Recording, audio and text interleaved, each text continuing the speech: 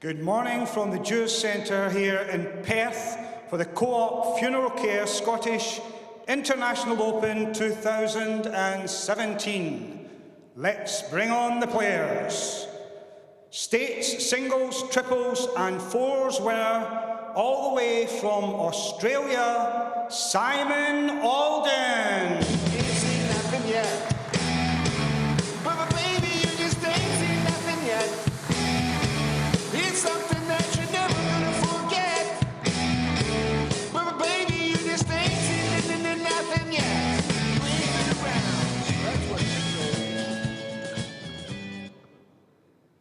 Current Commonwealth gold singles medalist, he has won every World Bowls Tour event.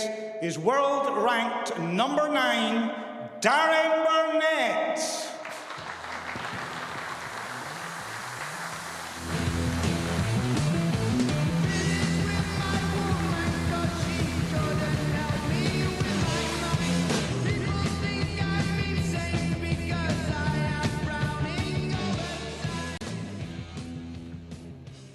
Hand over to commentary with Neil Furman and Janice Gower.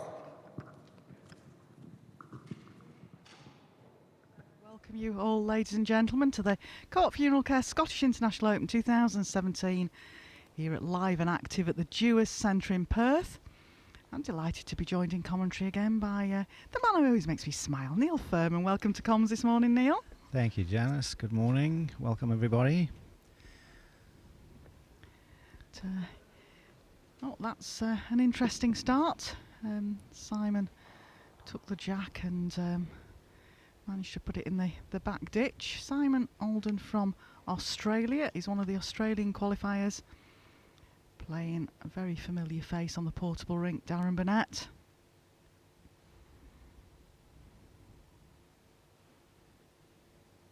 Not one of the Australian players we're familiar with, Neil, necessarily.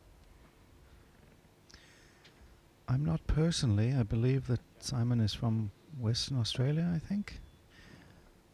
I'm not sure if he's from the Perth area of Western Australia. We're in Perth, Scotland. Beautiful crisp morning, sunny today. We normally find the Australian qualifiers have to come through a very, very competitive qualifying system over there, so normally top players, big drives normally as well, Australian players. I haven't seen Simon practicing the drive that much, and of course they normally play in shorts, these Australians. It's freezing outside. There's we had to de-ice the car, like you say. It's a lovely crisp day, Neil, and we have people playing in shorts. It makes you go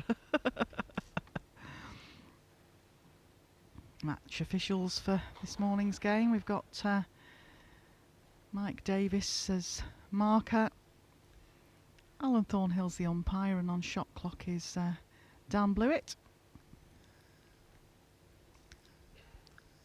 So many good players in Australia that it's not easy getting through the qualifiers there, I'm sure.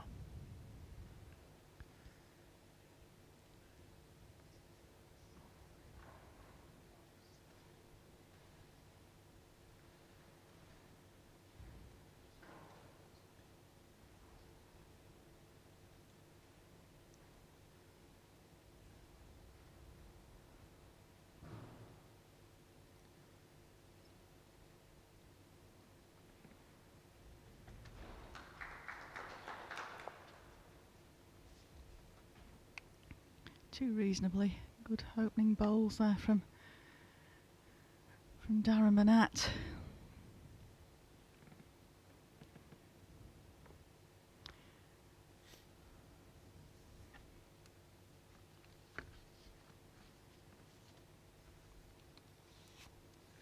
Two red.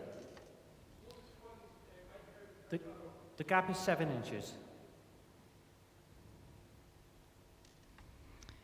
Of course, those of you, if you didn't manage to stay with us yesterday, we had 2 seeds bite the dust yesterday. The world number 7, Stuart Anderson, and the world number 15, Jonathan Ross. A couple of seeds scraped through on tie breaks, but some very good bowls yesterday. And of course, we're in for an exciting day today. good lineup. Following this game, we've got Robert Paxton versus Gary Pickering, who's the Canadian qualifier. Then there'll be a short break, and at 2 o'clock we have David Gawley versus Damien Doubler. Looks like it's going to be a cracking game. Mark Royal plays Robin Chock. Jason Greenslade plays one of the tour card winners, Danny Dennison. And the final game on this evening is world number 2 Nick Brett versus the lady from Guernsey, Alison Merrion MBE. Some good games on today. Stay with us if you can. If you can't stick with us, remember you'll get all the news, reports and scores on worldbowlstour.tv. We are live with you not only on the World Bowls Tour YouTube but also on Facebook Live. If you've got any questions, bob them to us and we'll try and answer them for you. One shot, Simon Alden. Good ball from Simon there with his 4th ball. Needed that one. Could easily have lost a 4 on the first end there, but starts off the game with a 1. And brings the mat up a couple of meters.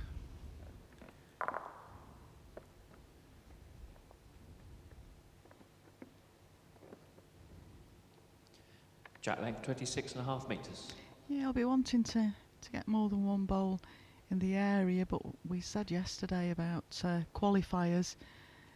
You know, we often see a qualifier drop a 3 or a 4 on the first end. It's not the ideal way to settle yourself. Simon's on the card, so that's always a good settler to begin with.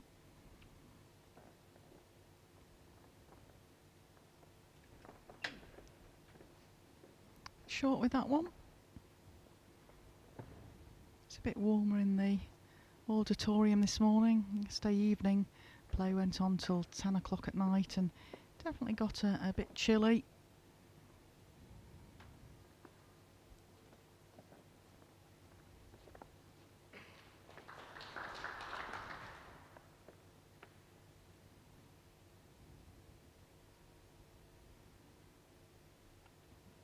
Simon's here with his family. I know they had a day out yesterday. They went out to one of the whisky distilleries up here, so always a good thing to do when you're in Scotland, visit a whisky distillery. One red. We've had some nice weather up here so far, and if you do want to join us, there's still some tickets available for early on in the event, and if you contact the Dewars Centre here at Perth, they'll let you know what availability we have.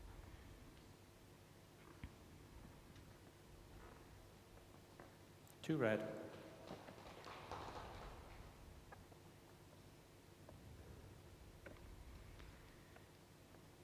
Simon just lacking again. Doesn't want to have to leave it to his last bowl again, Neil. It wants to get this one in the area now, really. Bit of adjustment on his last delivery. Going to hang out a little there with that extra meter of weight. Hold the line. It's in a good position for him to use it, but at this stage of the game you want to be just getting your drawing weight, really.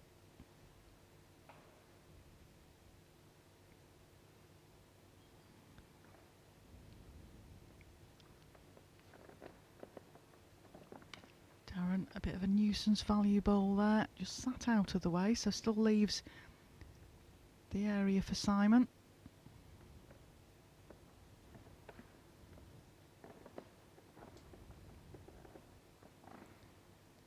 It's down a decent track, Neil. Going to be in the area with this one. All on pace. Two red.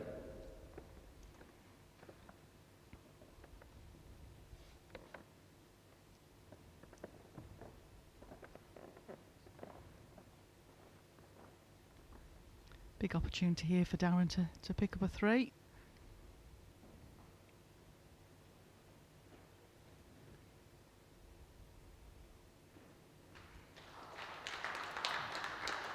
Three shots, Darren Burnett. Darren, of course, is the reigning gold medalist at the Commonwealth Games singles champion. Set score 3-1 after 2 ends. And he's been selected as part of the Scotland team going to the Gold Coast in March.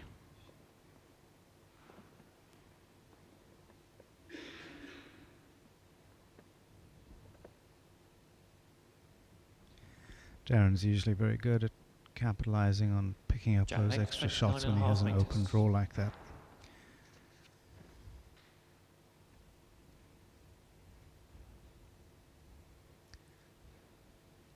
It's very handy in a 9-end set to pick up those extra shots when you can.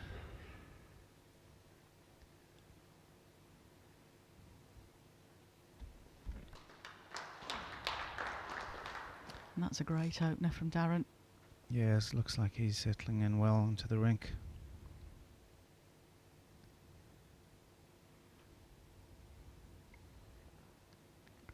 Darren's a police officer. He's done a couple of night shifts recently, came into commentary yesterday morning with us and had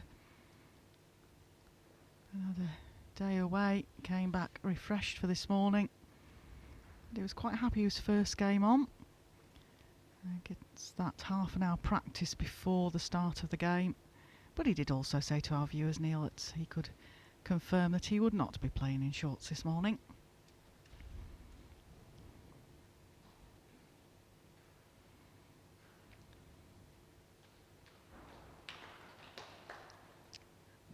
Great ball again from Darren. Don't forget, if you've got any questions, let us know. We'll try and get anything answered for you. That is the joy of the facility here on our World Bowls Tour live stream, and we can try and answer any questions. We had quite a number of questions yesterday for the umpire Alan Thornhill. We've got Dan Blewett again joining us this afternoon for a game, so any umpire questions.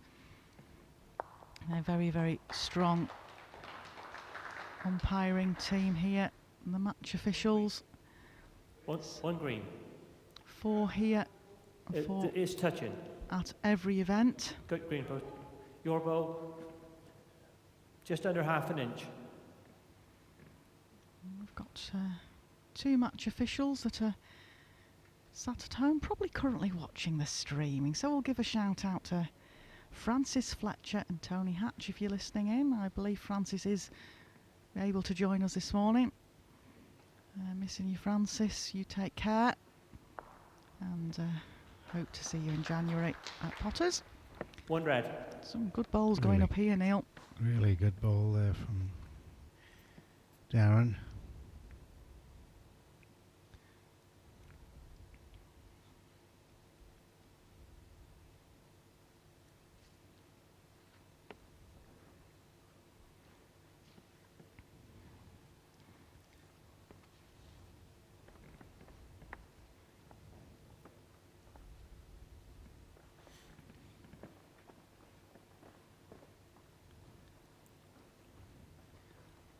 Simon doesn't really have too much on here, Janice. Anything he touches can only get worse from the looks of it. Yeah, just trying to work out what he might consider playing, because even trying to play some sort of runner into the head, he's only got 1 bowl in there now, so if he removes that, Darren could pick up a count. He's only 1 down at the moment.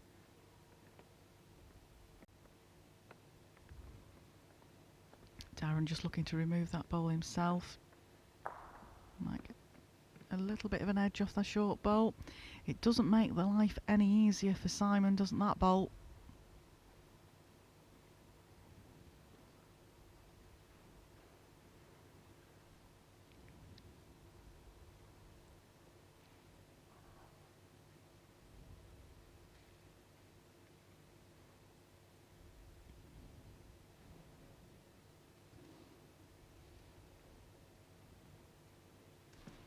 Very smooth delivery. Just looking for the draw to Darren Burnett's bowl.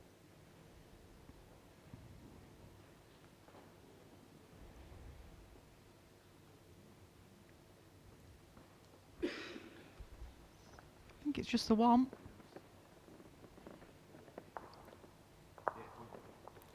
One shot, Darren Burnett.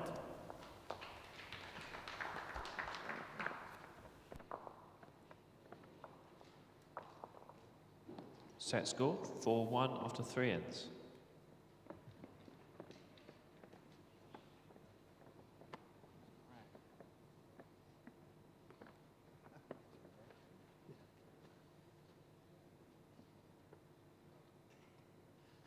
Jack length 28.5 metres.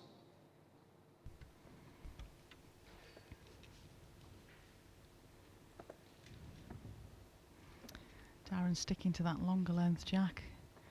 Plays a lot of pairs, world pairs with partner Stuart Anderson, who kind of bit the dust yesterday in a cracking game against fellow Scotsman Michael Stepney. Certainly within that game, the last bowl of the game was one of the best shots I've ever seen played on the portable rink. Michael Stepney took Stuart Anderson's bowls off the rink to take that game with a running bowl. Superbly played. And Darren and Stuart tend to just favour the longer length jack.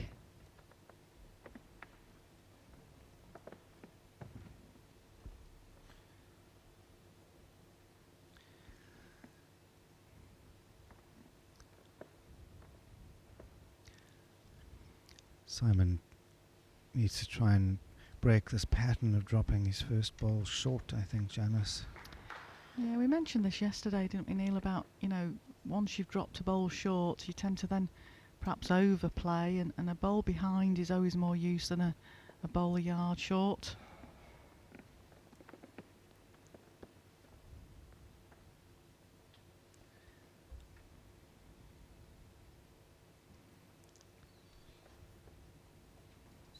Two red.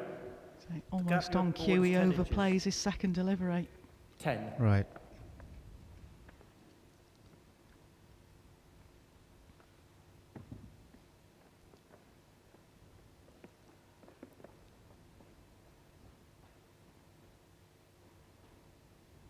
Darren following this one up. There's good ball coming here.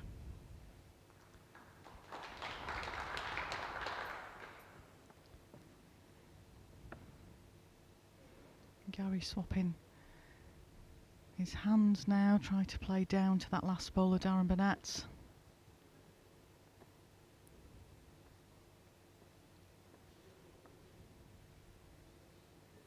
He's got to be perfect weight with this for it to get back to centre. Looks close. Oh, very good Oh, ball that's a from great bowl. Simon. Needed that one. One green. That helps him a great deal. He would have been in some big trouble if he'd lost another 3 here. I see Darren playing a bit of a forehand trundle here, trying to take. He's playing off the backhand. Anything into that area might take Simon's bowl out. Certainly watching it. I tell you what, he's close. Just seemed to hang off at the end.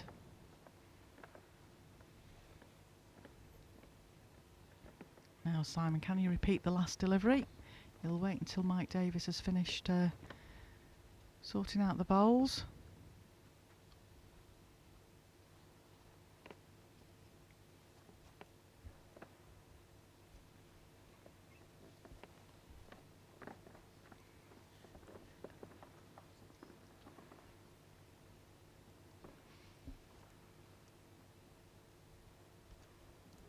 Well, just under the line with this bowl.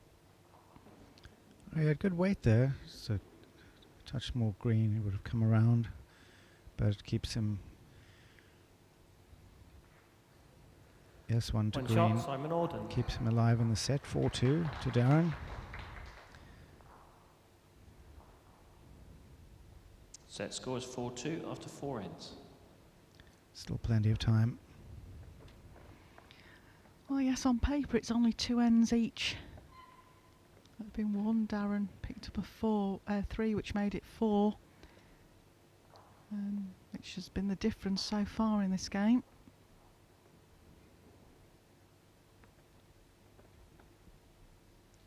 Jack length 26.5 metres.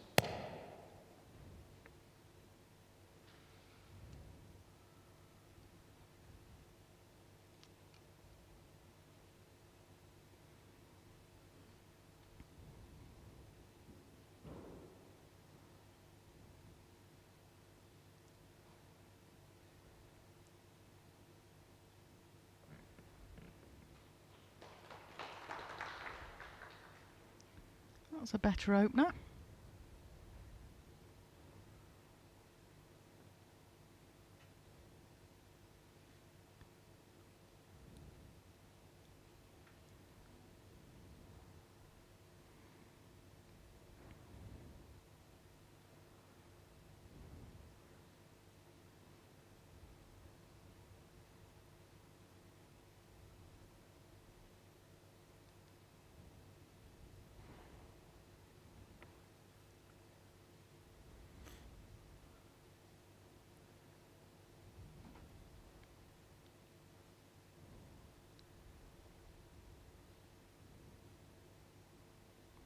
2 green. 2 inches short.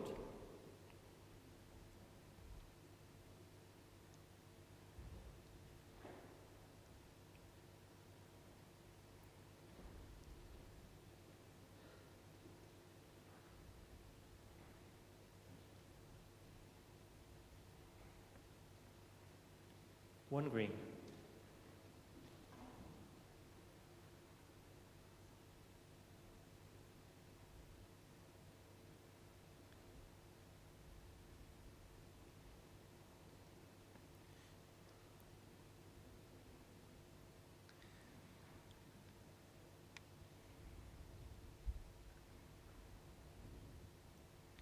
Just on the wide line again. Still plenty of chances here for Darren. Going more direct. Remove the ball. He's got best back bowl as well. Well, Jack clean. Been a bit unfortunate with the fact that his toucher bowl is the one that's probably the furthest away of the two bowls. Yeah, Mike Davis just marking it there. That toucher, it's gone in the ditch. It touched the jack, so it remains live. It still puts a lot of pressure onto Simon Alden to try and draw in here.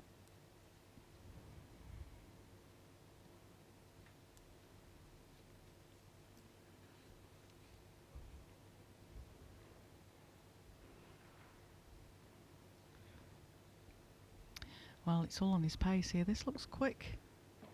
Can it stop?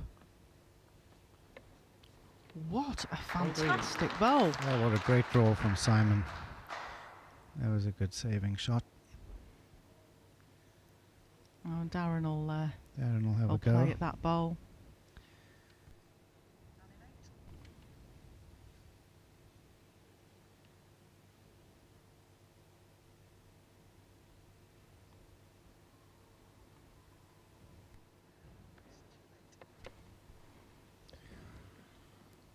He doesn't seem to like it. No.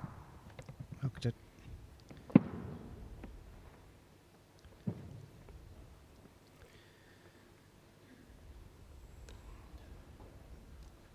One shot, Simon Alden. Well, that certainly levels the game up a bit more. Set score 4-3 after 5 4. ends. That was a really good bowl from Simon. Drop a 2 or a 3 there and he would have been under a lot of pressure.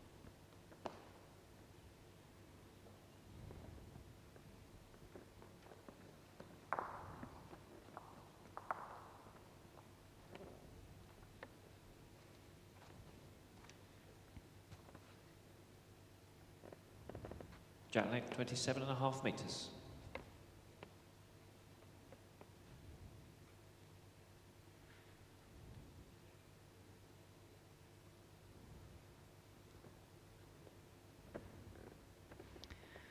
Yes, I thought he might choose to try and play down this side of the rink this time. The previous end coming in this direction.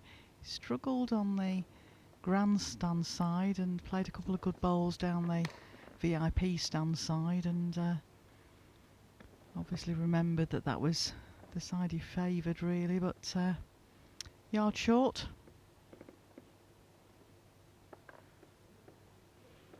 Good to see we've got quite a few Australian viewers tuning in. A good starter from Darren.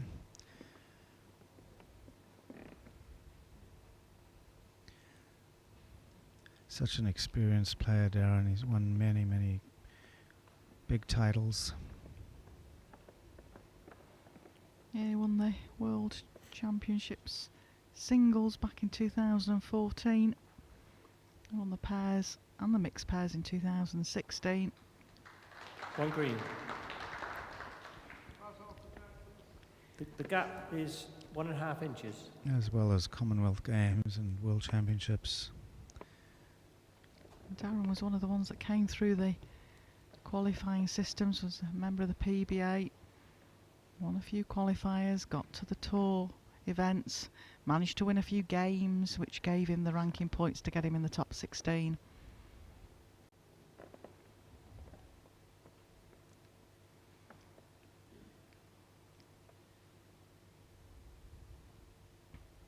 Several of the top 16 now are really good adverts for the PBA system, including the game next on, which is Robert Paxton versus Gary Pickering. Rob Paxton is another one that came through the qualifying system to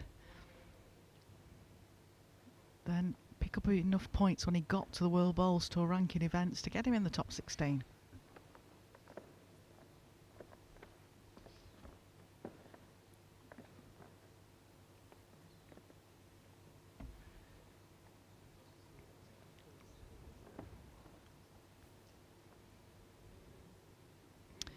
Well, Darren playing a runner down here just under the line, was looking to get the green bowl out. He'll probably try a similar shot because he's got two bowls right to the back of the rink.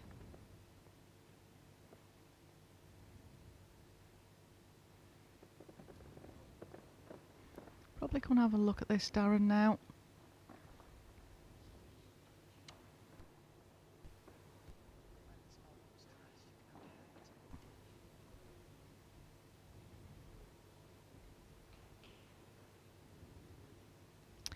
Yeah, I think Darren's having a good look at this now. It's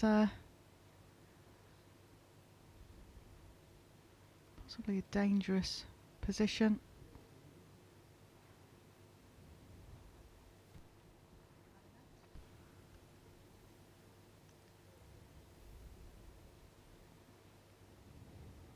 Simon's last bowl actually finished in quite a good Time spot out. there. Darren has 4 timeouts remaining.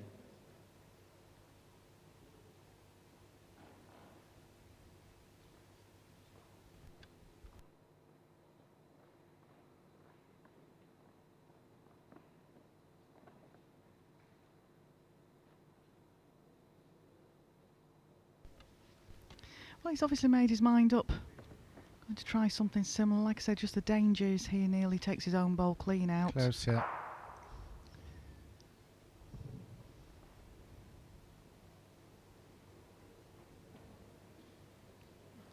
Not sure from our camera angle. One shot, Darren Burnett. Yeah, one to Darren.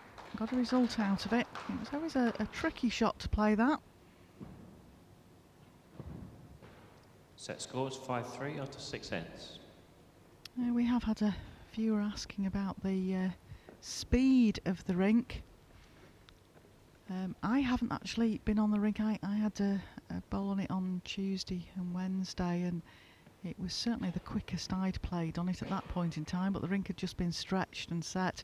A number of the players spoke to Mark Royal earlier this morning. Jack He length, says 29 it's and a half quite metres. slow now. I think various opinion is probably about 15.5 seconds, Neil. What's your thoughts on that one? Yeah, that sounds about right. 15.5 to 16 seconds. Which obviously players here would consider quite slow. It does tend to be something that happens at Perth, the Jewish Centre here. Not sure because there's an ice rink next door, but I know Alan Thornhill was saying yesterday he feels it might be something to do with the fact we have a tin roof over us, as to whether it's one of the venues where the portable rink tends to slow down.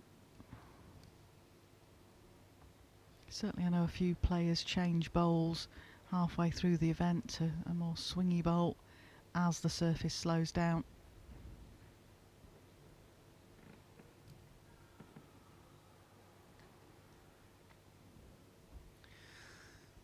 This is a key end for Simon to score this end. I think if Darren scores this end, put a lot of pressure on Simon in the last 2 ends to score shots.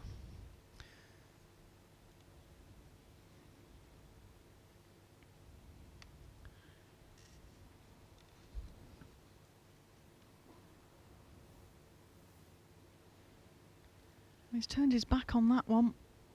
He was looking to reach that red bowl, and just it's that Too sort red. of shot that sometimes you feel like it's the right shot to play.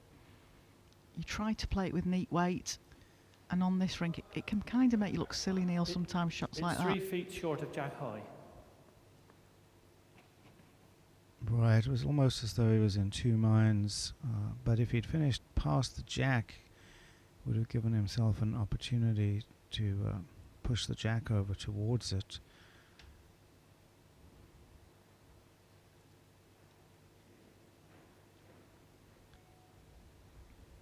Three red.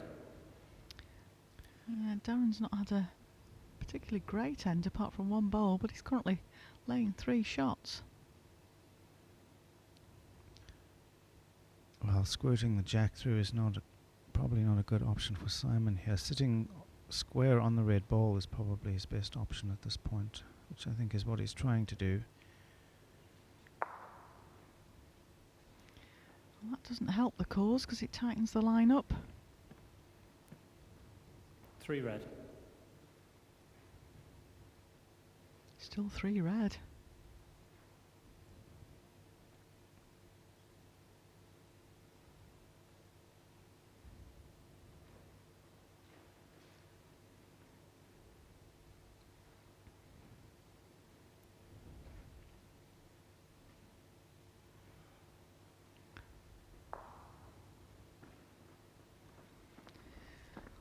Well, I do feel that Simon really needs to get a second shot here, Neil. Right, well, this ball will make or break the set for him right here. He needs to at least get second shot here, I think.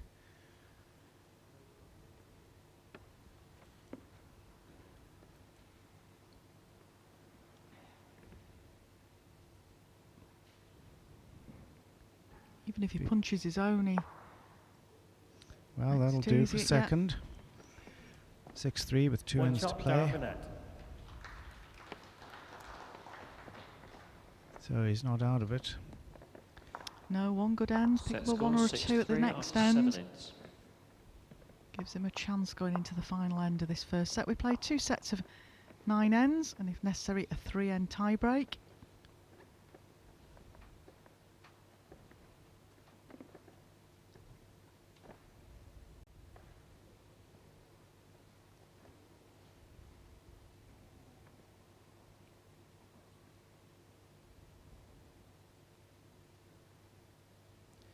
Jack length 28.5 metres.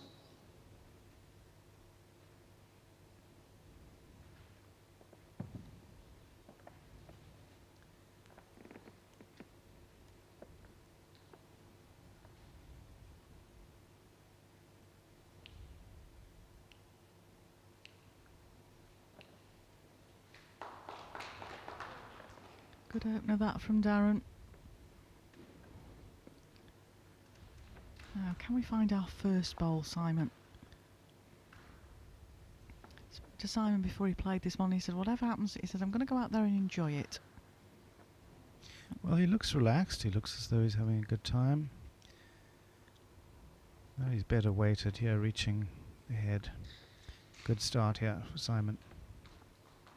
Yep, that's a good opening bowl. Those of you that like to know what bowls the players are playing with. Simon's listed as playing with Taylor Ace, and I know I was speaking to Darren yesterday. He normally plays Taylor Ace, but he was considering Taylor International.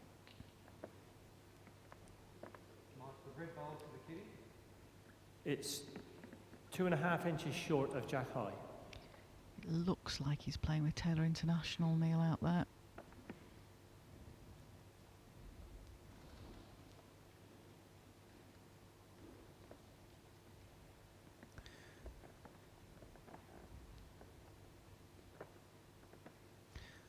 That's a nice bending bowl for this rink, the way it's playing. It's the bowl that I've been playing with in my practice. One green.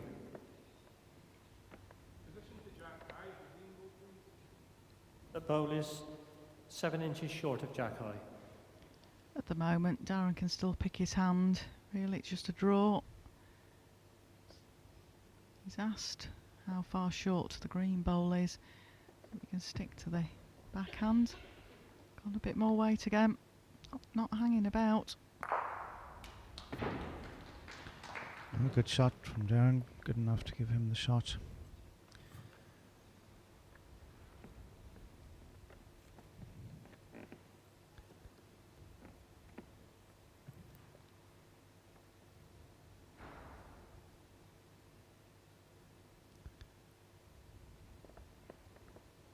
Simon obviously must score on this end. He doesn't want to be looking for a 4 on the 9th end.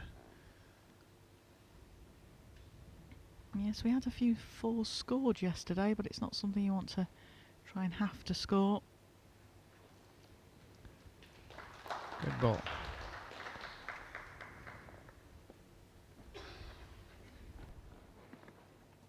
One green.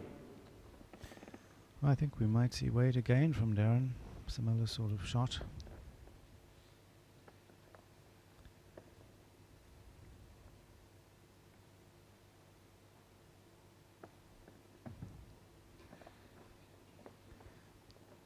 It's opting for the draw. Well, I think with the ball in the back ditch of green, I think he was a bit frightened of putting the jack in the ditch. Oh, that's a great He's draw. possibly One even red. tipped it for 2. No, it's just the 1.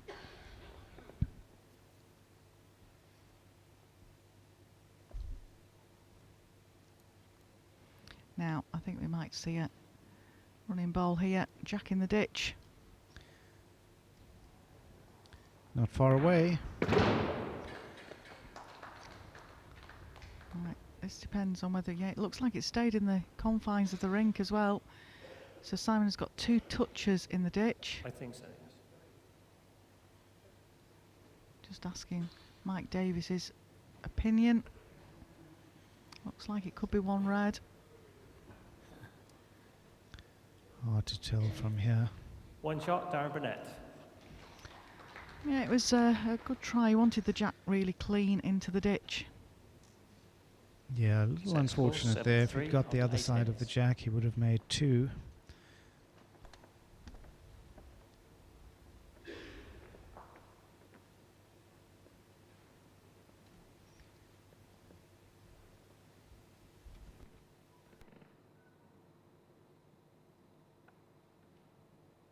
Jack length 29.5 metres.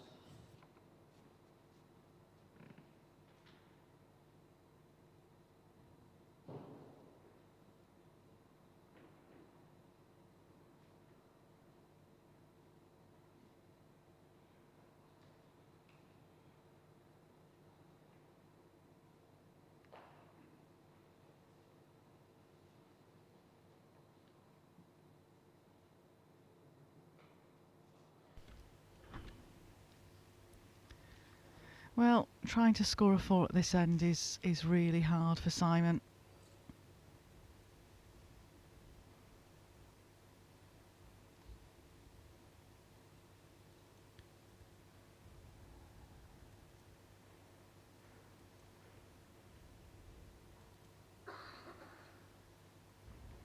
It's never something you want to be chasing, is a 4. Darren Burnett doing his usual, not so keen on this ball. It'll probably go straight to the jack. No, well, not straight to the jack, so we'll allow him his unhappy expression. It's a tough ask to get a 4 on the last end, especially against these good players. But Simon was really unfortunate on the last end. If he'd picked that jack up a little squarer, he could have had a 2, would have been 6-5 here. Whole different story. That's the That's a good difference ball. half an inch can make. Good ball there from Simon.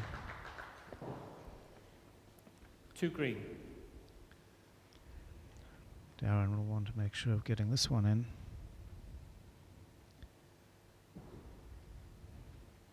Yeah, something just close will serve the Darren Burnett's purpose. Certainly chasing up after this one.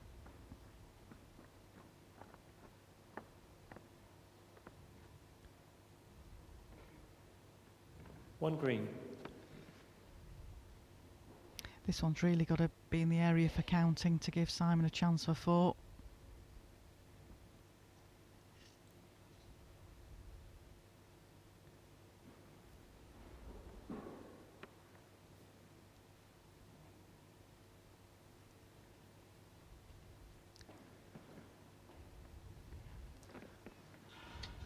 Well, he's come past, giving himself a chance.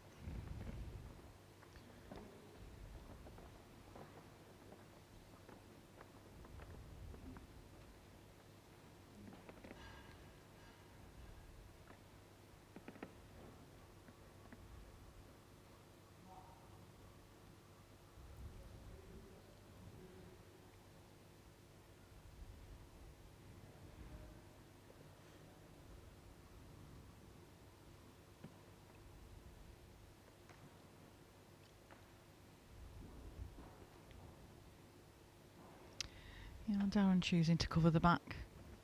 There's got to be some sort of movement on that jack for Simon to score a 4.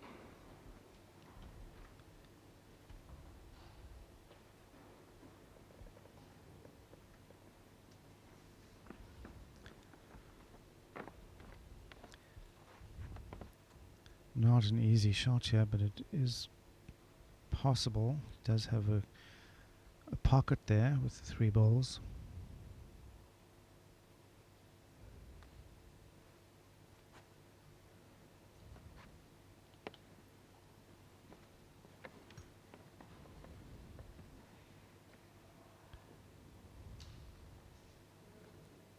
One shot, Simon on, first set, Darren Burnett.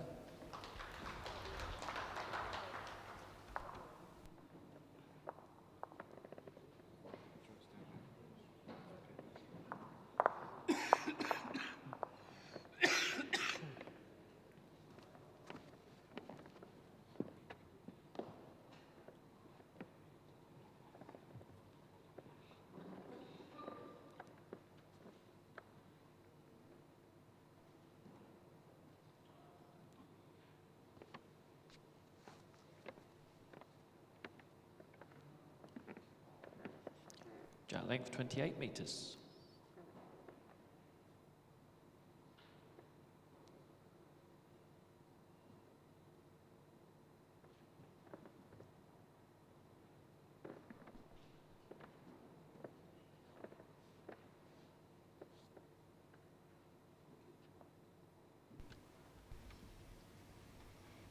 Well, again, we've said before, Neil, it's the start of a new set. Just have to win this set to take us into a tie-break, and that's a great opener.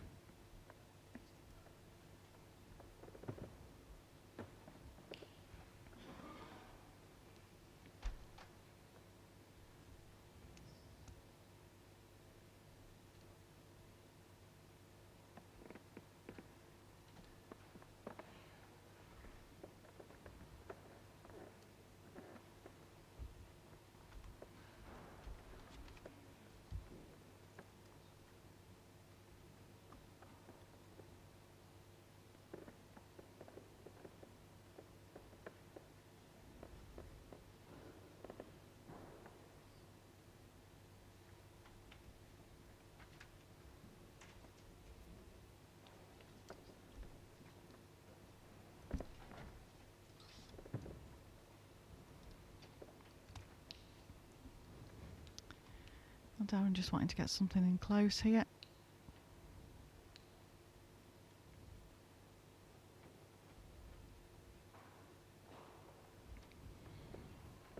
Wow. Well, if that, I was going to say if it sits down, it could actually push the jack back to the green ball. It's sitting at an interesting angle, that. And it's about 6 inches short of jack high. Darren's is an inch past jack high.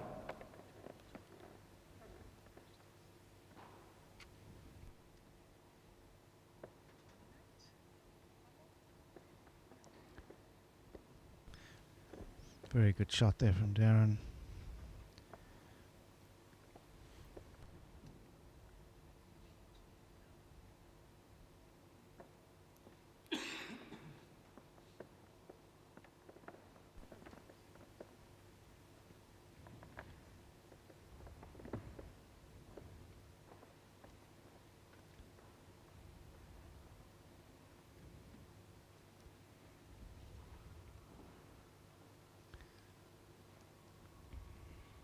Oh, he's not far away here, Janice. Look at this shot. Wow, what a beautiful ball. Brilliant ball there from Darren. I think Simon should perhaps come and have a look at this, though, to see. I think if he gets his own bowl, it would actually remove the 2 red bowls. You might have seen that. Yeah, he's going for it. Looks under the line to me. He almost skimmed that bowl out.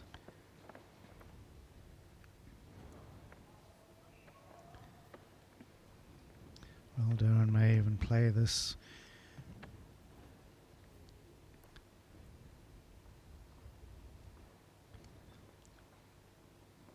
Touch his last ball. Could even make 3 or 4.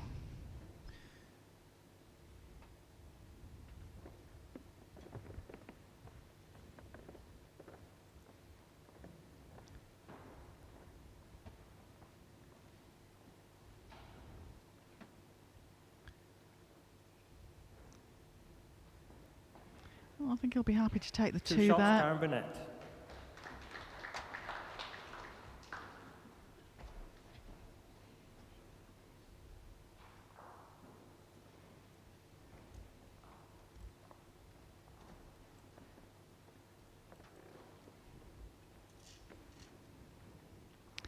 Again, Matt further back, longer length jack. And perhaps Simon has to try and change this length of jack next time he has the chance.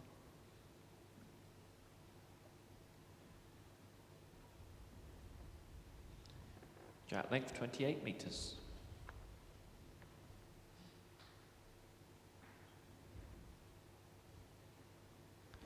Darren's been favouring that almost full length jack for the duration of the game.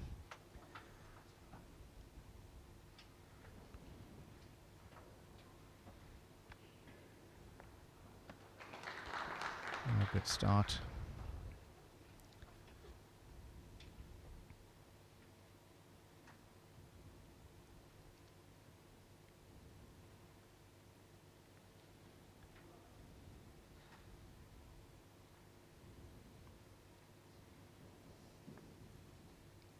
On a decent track, but again, it's all about pace out there, getting the right line and the right length. It's a simple game. 6 inches.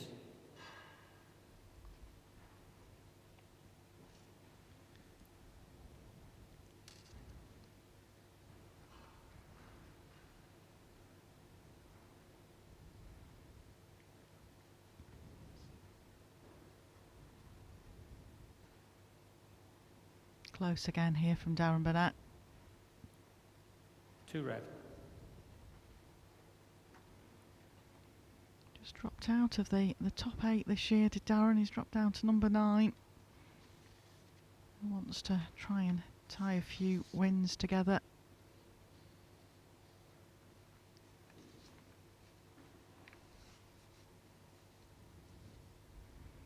To try and get him back into that top 8. If he gets into the top 8, it gives him the chance of things like the mixed pairs in the World Championships. The match play that we play as a mixed pairs involves 8 ladies and the 8 top ranked players on the world ranking list.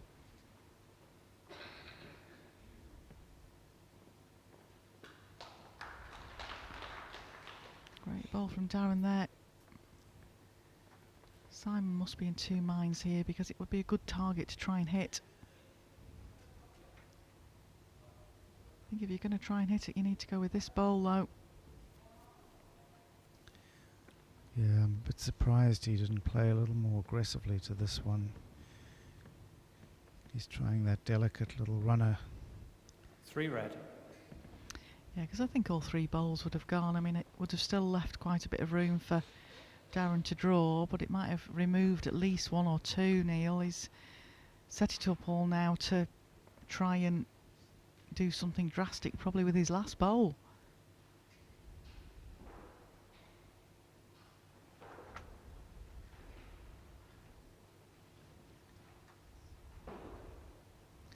Darren playing for cover here.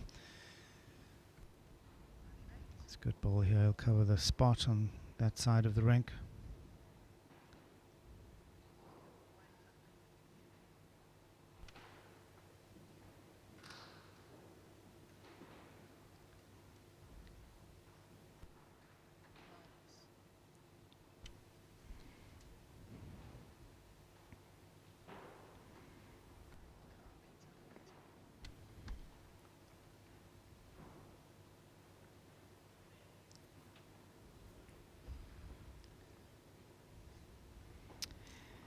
Yes, Neely's always gone through the gap as well.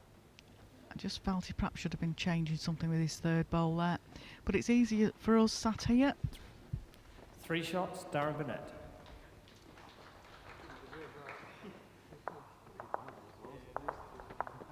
Set scores 5-0 after 2 ends.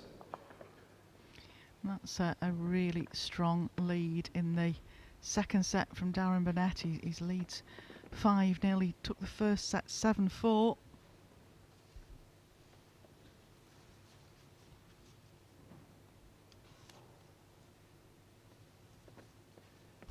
28.5 metres.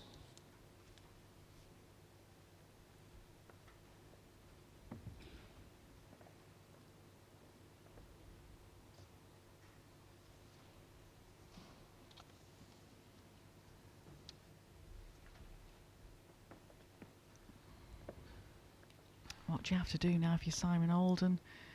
Neil, just have to try and settle and get your drawing length back here. He's 5-0 down. He's got to win this set to take us into a tiebreak. It's not easy, is it?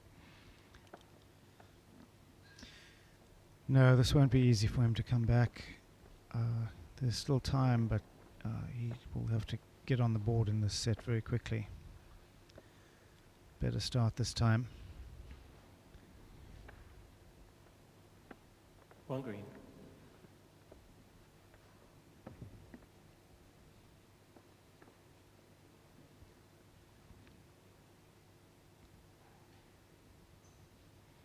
Didn't look like he particularly liked that, but you can never tell with Darren. Facial expressions abound.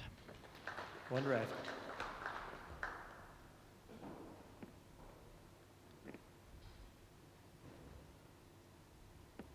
Darren's body language is often misleading. Sometimes he looks disgusted with his bowl, and it's right on target. It's just He must be a his particular perfectionist. mannerisms. Yes. Oh, close here, Simon. Oh, good Oh, ball. great ball. Needed that one. One green.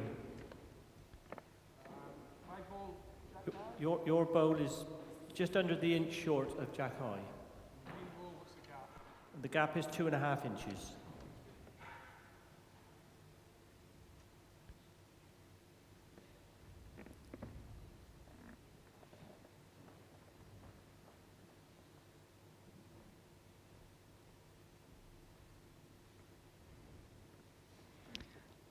Down a good line here.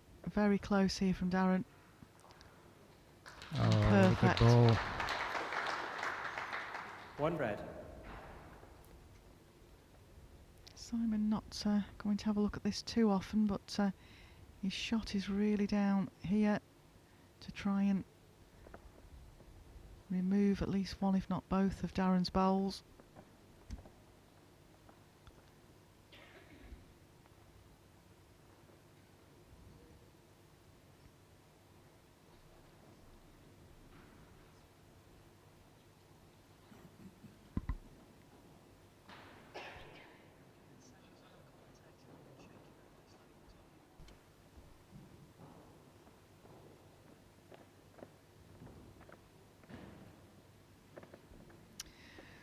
Well, Darren changing hand now. Just a nice draw. If he could get a little tuck on the jack, Neil, he could possibly get 3 out of it.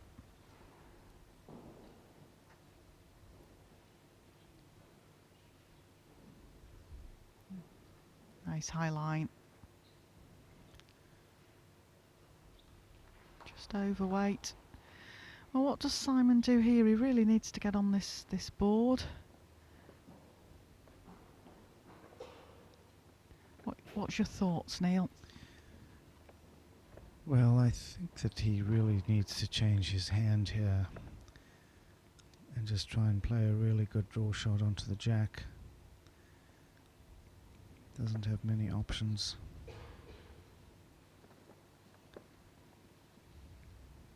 Well, if he's reaching, If he finds the back ball and sits down, he could possibly get shot, but he's going to slide by.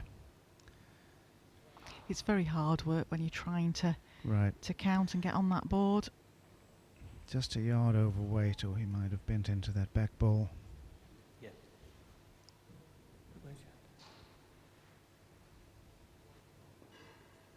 Okay. I think Darren's just asking for the green bowl to be chock so that the red bowl, the closest red bowl, can be removed. Just like that, Mike Davis. Yeah, just the one. Okay.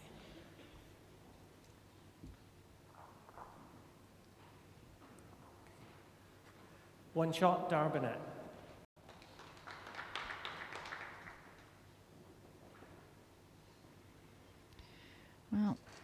Can't see Darren changing the length of this jack. He's in a nice groove now. It's all up to the Australian qualifier Simon Alden to try and change something, get into this game. He's 6 behind with 6 ends to play in a set he has to win. Jack length 29 metres.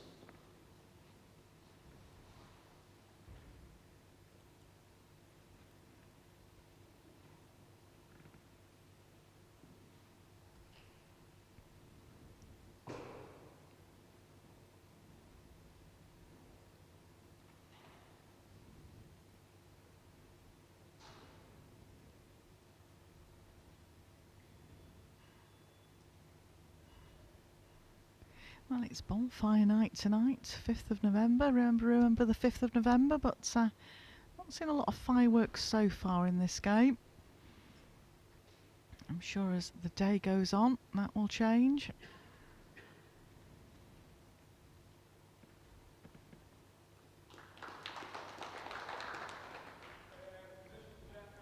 It's about 3.5 inches short.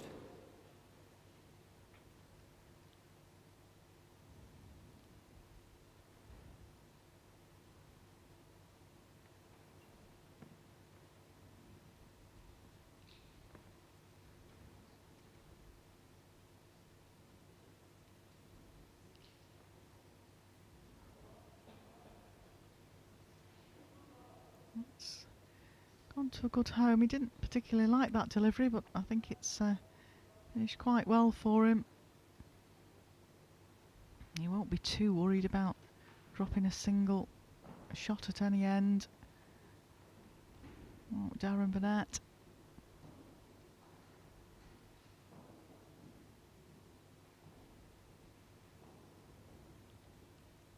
One green.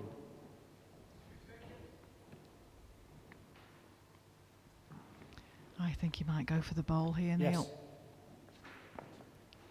This stage of the end and the game. Take the bowl out. Yeah, Oh, he's good under call. line. He pulled that one.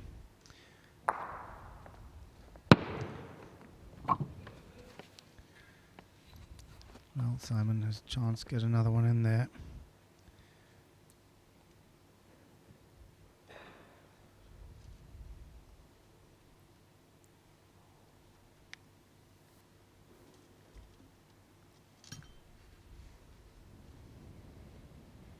He needs to really get another bowl in here, because I think Darren might consider going again. He does, and ideally not sitting right next to the other one, creating a target. That's Two green. not bad there, actually. It might change Darren's shot.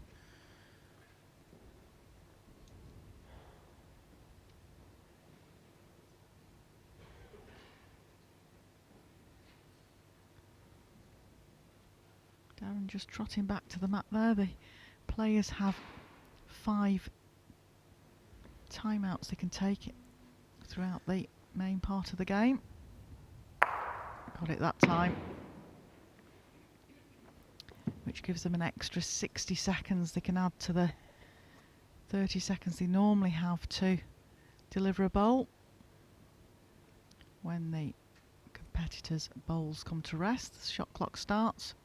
30 seconds, you've got to have delivered your bowl within that time, or you lose your bowl.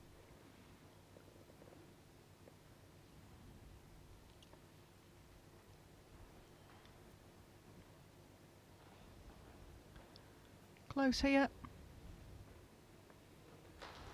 2 shots, Simon Alden.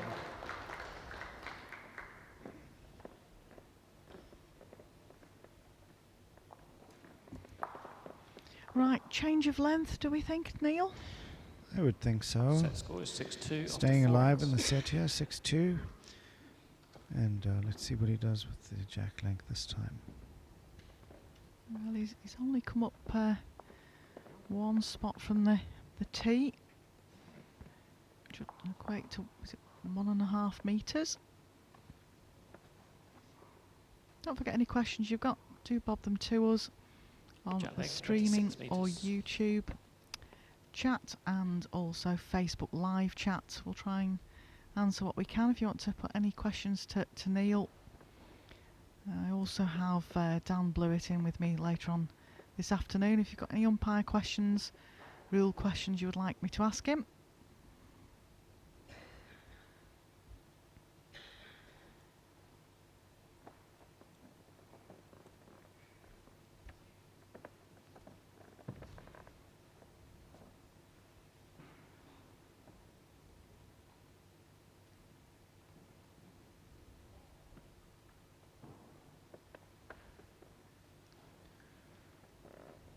Oh, there's a good draw ball from Darren, going all the way around that ball. It's the advantage of playing with the swinging ball.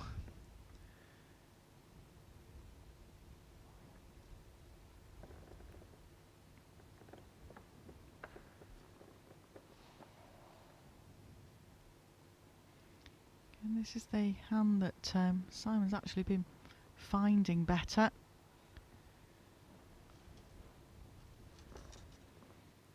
One red.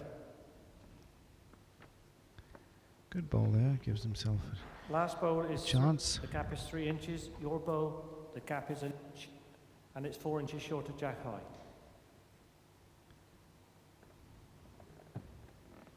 Staying with the backhand, if he reaches his own bowl, just gets past it, it would be in a good position.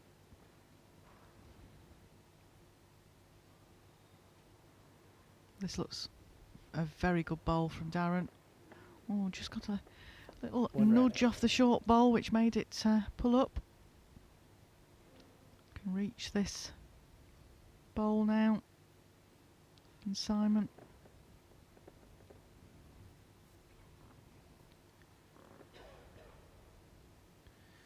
Just on a draw here, really. He needs to resist the temptation to overplay it.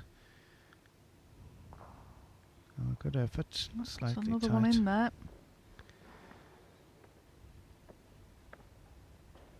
Yes, I slightly favour 2 seconds. It's close.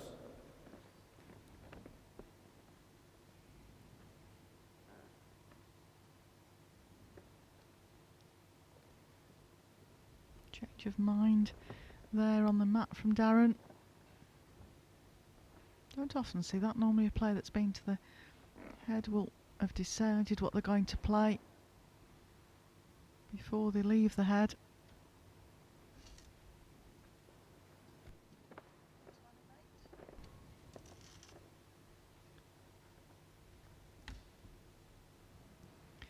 He's got to try. He's really got to try and remove that bowl somehow, Neil. Yes, inside Darren's last ball. See if he can get it clean. No, not quite.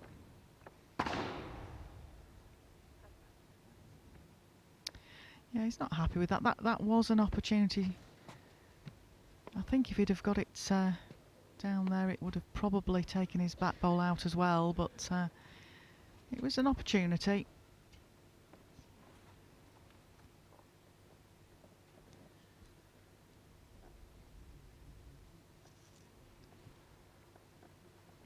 Darren has to be a bit careful here. What he doesn't want to do is come around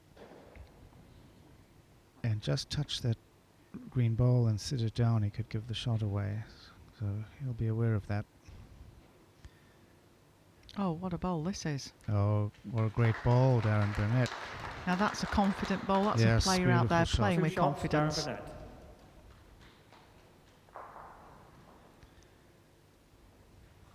Set score 8-2 after 5 ends.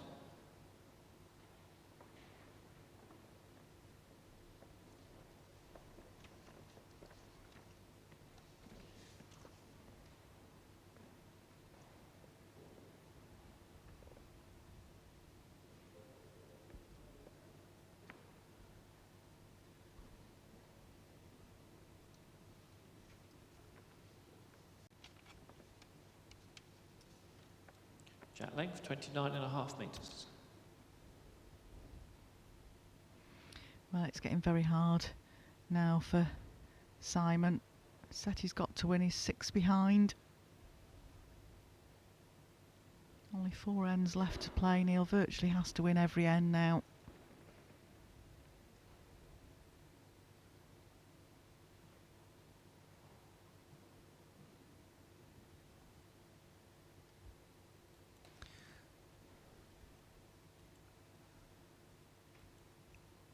as the set's starting to run away from him a little, he'll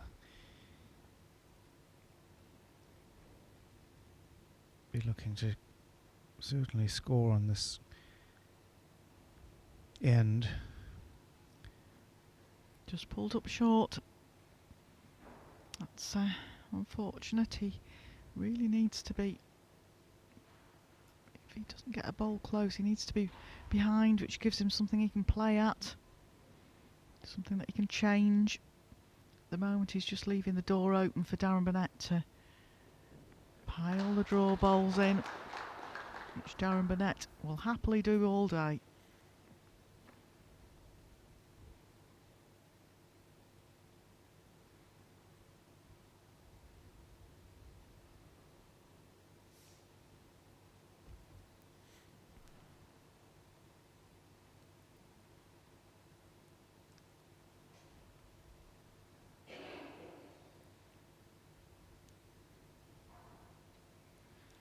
Still pulled up short.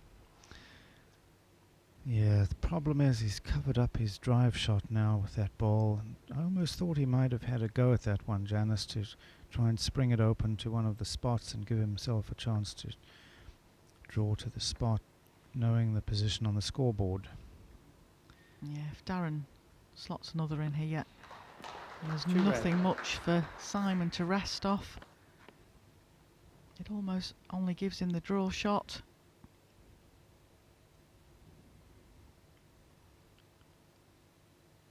Got to adjust that weight with this one.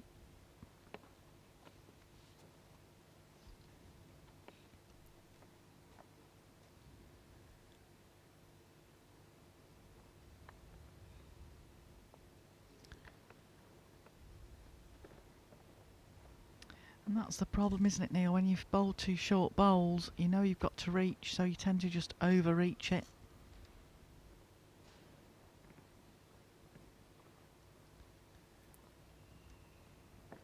Yes, he's in a difficult situation now, having to play a very hard Timeout shot call. to try and score a 1. Darren has 3 Well, the thing that Darren will be looking at here is he's holding two shots. He doesn't want to make a bigger target. And he also knows that Simon's in the position where he really has to start scoring shots, so he might even go for a cover bowl here.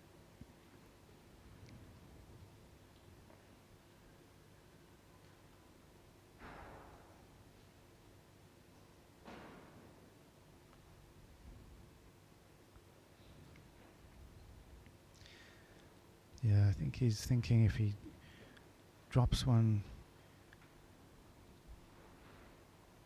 out to the side there, reduces Simon's opportunities even more. Might even be counting. Well, definitely Darren Burnett holding two shots here, which would give him a 10-2 lead. I really feel that would be no way back. All on your pace, Simon. Got to be in the area with this one.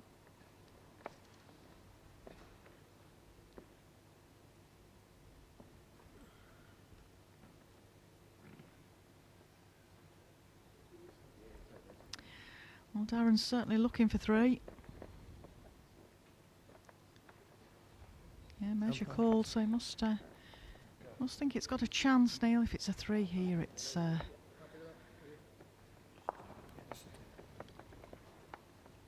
2 red and a measure. well, in England we would say it's a start the car moment.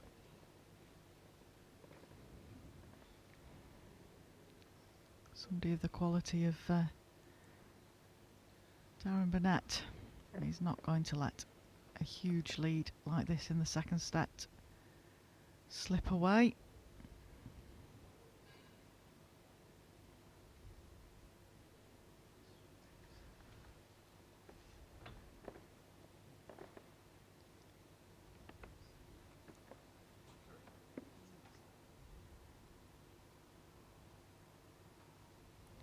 Three shots, Darren Burnett.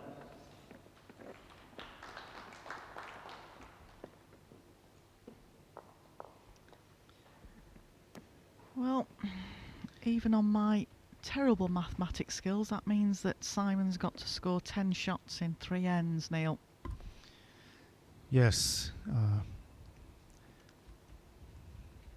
a hard task indeed. Jack length 27.5 metres.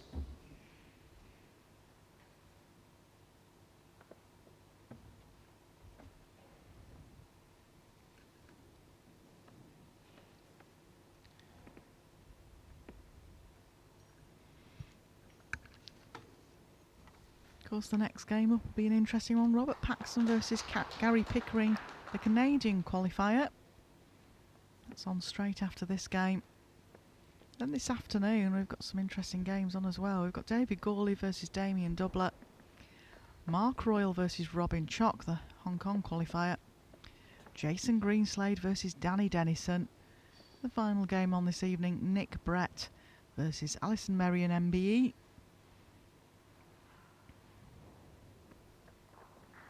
And that's Nice a draw better from bowl, Simon. No, it's 2 inches past. But even so, how does he make a 3 or 4?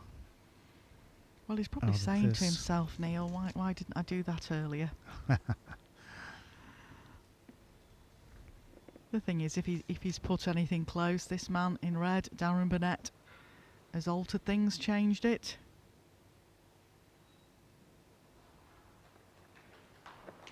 Just like that. Close for shot. Darren doesn't need to be counting at this end. At the end of the day, 10 shots over 3 ends means that Simon's got to count more than 1 at this end to even take us into the next end. Just a question of closing the end down for Darren here. Slightly favour green.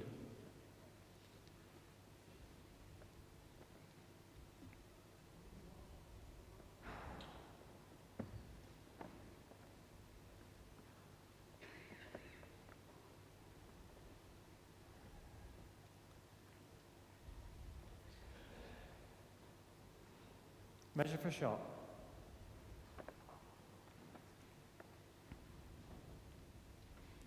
Do you think if he's shot or not, it's kind of irrelevant. He's got to try and get another one in there.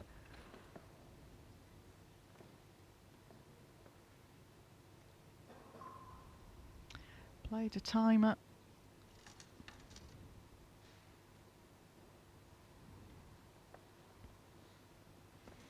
Definitely we're down to one of those start the car moments, Neil.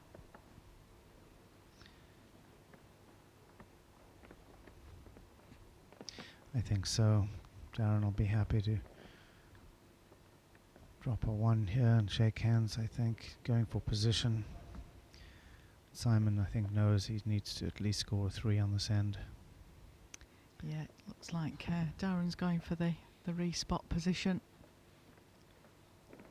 Try to cover the last delivery of Simon's to the side of the rink, which is probably the only place at the moment he could realistically counter 2, and then it's a tough shot to get there. Well, the world number 9, Darren Burnett, casually having a slurp of his water there because he knows he's holding game situation to move into the second round.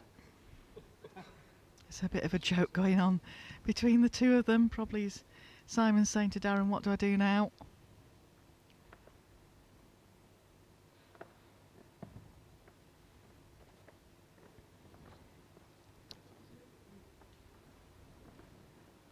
Well, this has got to produce some sort of little mini miracle. Well, it's all over. Well played to Darren Burnett. Darren Burnett. Played well.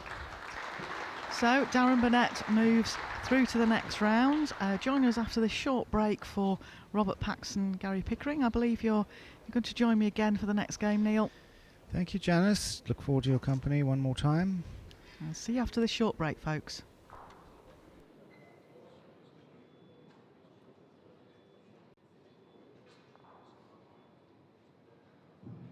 Next match is on with 1.5 players to try and ends in the second match. Final semi.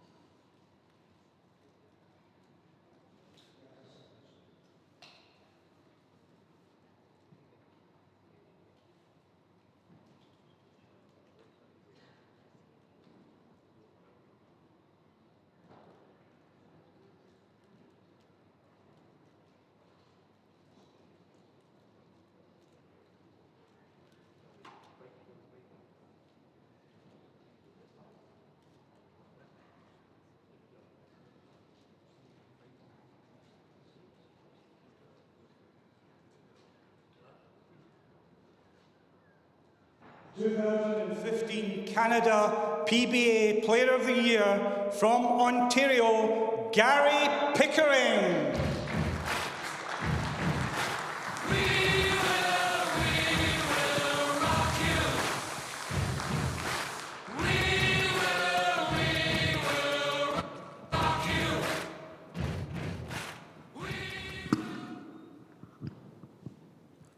Former world pairs and mixed pairs champion, ranked number 6 in the world, from England, Robert Paxton.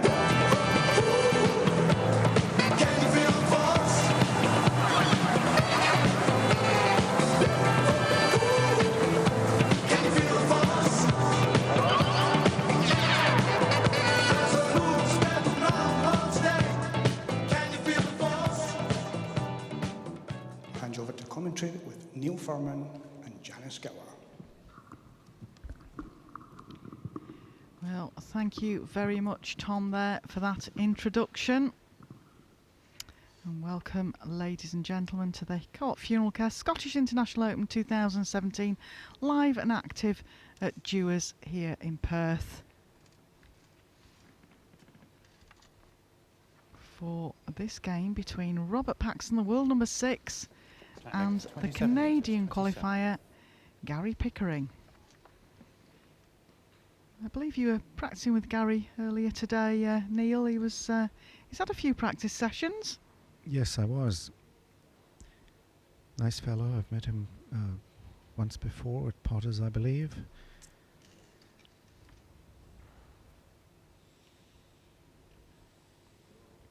All about starting off strongly. Robert Paxton, one of the most consistent players on the tour.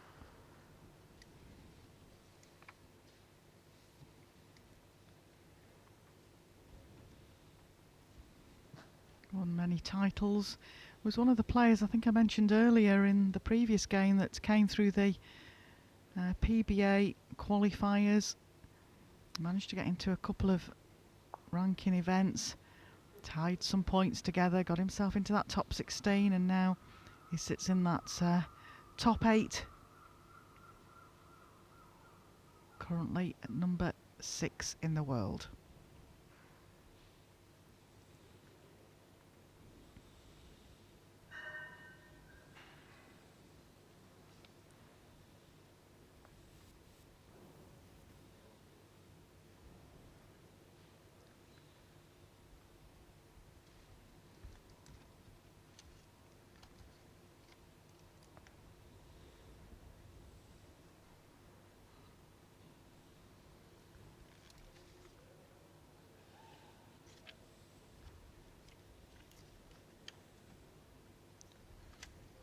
One green.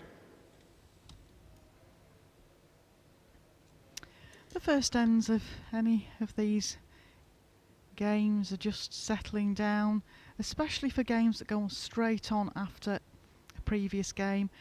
First games on in a session always get a half an hour practice leading up to the game, whereas the guys out there at this moment in time have only had 2 ends practice. It's all a question of just finding the right weight, settling into the game.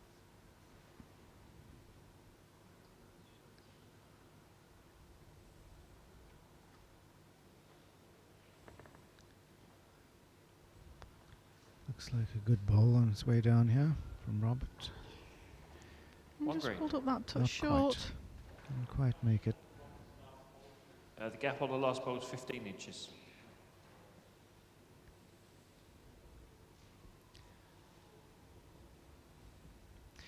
I believe we had 94,000 views on our previous game that just finished, Janice. Yes, it's fantastic how many people we're actually getting out to now with the streaming and the coverage we produce for you here at World Bowls Talk.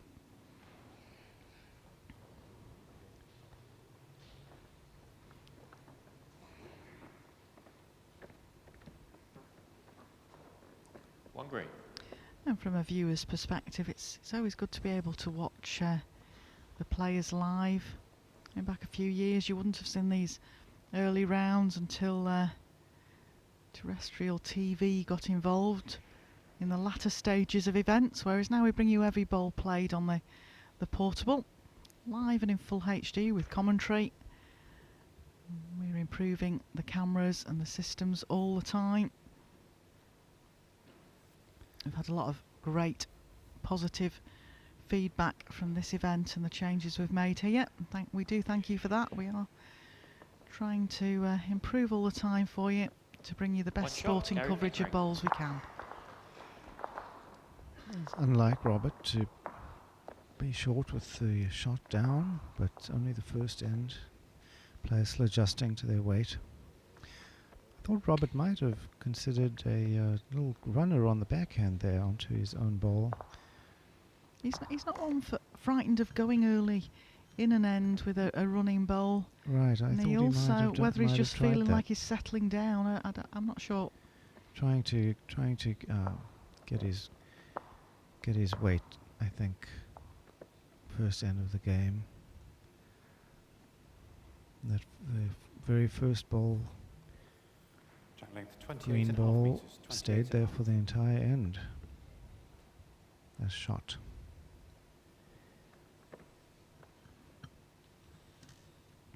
If you can't stay with us for this game, if you've got to go out and play a game of bowls or off out for Sunday lunch, don't forget you've got all the results and news available to you on worldbowlstour.tv. We're also available on Twitter on WBT_TV. But hopefully you'll be able to stay live with us for the remaining matches today if you can. We're very grateful for your company.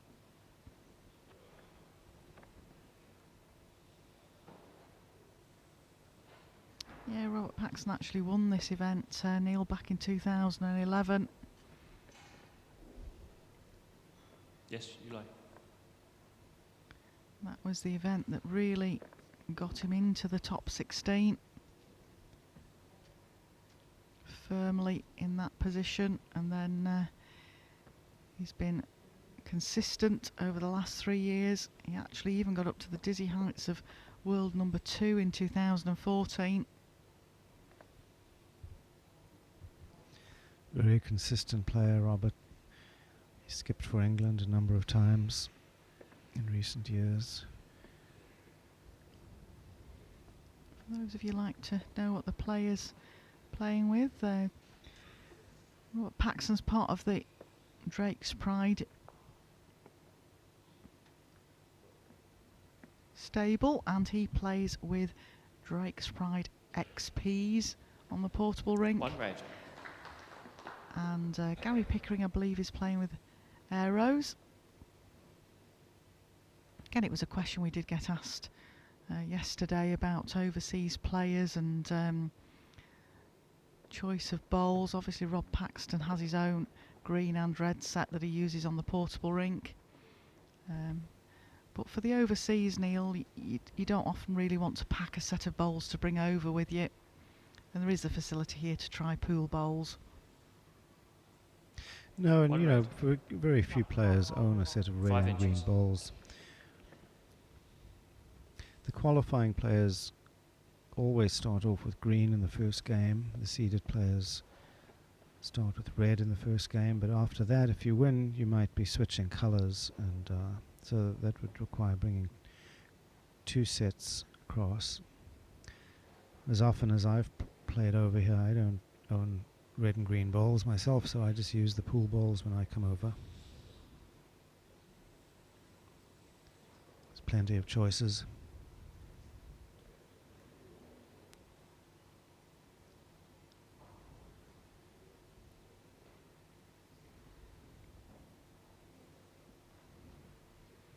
If Gary could get to his own bowl here, he could remove Timeout called. Robert Paxton's out of the head. That's an early call on a timeout. The players have 5 timeouts. That means an extra 60 seconds to deliver the bowl.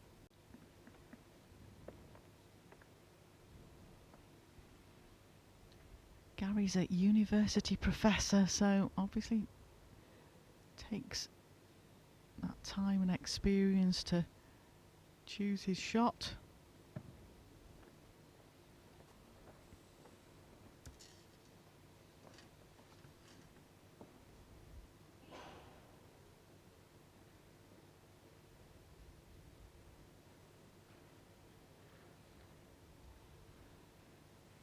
It was a great effort. 4 1 red. very reasonable bowls there from the Canadian qualifier. Robert Paxton won't want to tip his own bowl down here and tip the jack. He's holding one shot. I think it's just a question, like we were saying before, Neil, of just getting your way into the game, working your way in, making sure you've got your line and length before starting to play any big running bowls.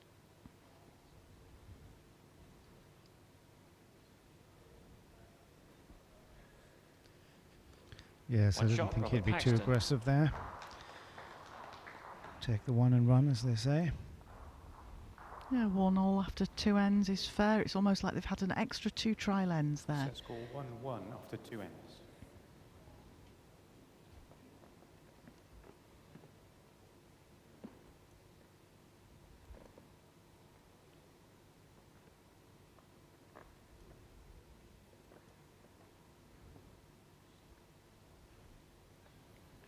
Jack length 24 metres, 24. Well, Rob Paxton opted for going a shorter length jack. We saw that in the first game yesterday, actually. Mervyn King went short very, very early on.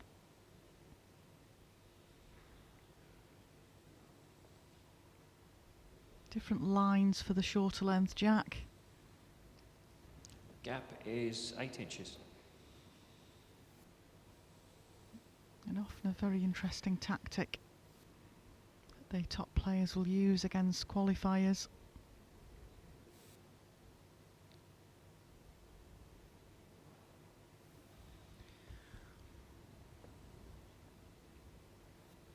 Gary in practice seemed to be preferring a medium length jack, so let's see how he adjusts now to the short length. It's not a bad opening ball. Not bad at all.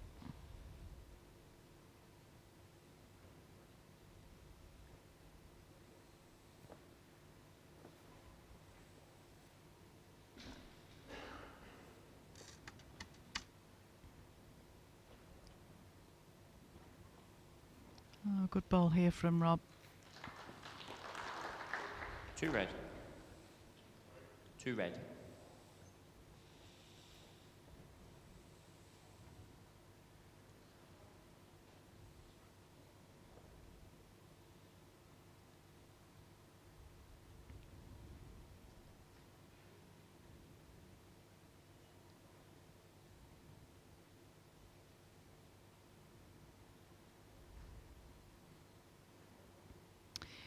He certainly didn't seem to be bothered by the shot clock then, Neil. I was noticing it was counting down to 6 seconds, and often when you see qualifiers playing under the shot clock, especially if it's the first time, it tends to rush a shot if your shot clock's counting down. Yes, it can be a bit off-putting to some players who aren't used to it and who tend to take their time, perhaps. I think we saw one ball yesterday, Mark Dawes, I think it was, went all the way down to 1 second right near the end of the game, and he had no timeouts left. Just barely got the ball away in time. Yes, there's a few that cut the time very, very close, but it's down to 20, 19 seconds now, 18, 17. You can see the shot clock ticking away there at the top of your screen, folks. 30 seconds to deliver this bowl from Rob Paxton's last bowl coming to rest. One of the great exponents of this using all the time up is Stuart Anderson. Fascinated by the fact that he seems to finish the shot clock on either 2 or 3 seconds quite frequently. We have had a question through about the length of jack on the One green. portable rink. Don't forget, this is a portable rink that is placed on top of the rinks here at Perth Indoor. The minimum jack is 23 metres. The maximum length of jack on here is 29.5. And at the World Bowls Tour events we play 3 metre tees. That means there's 3 metres between the tee and the ditch edge. Hope that answers your question.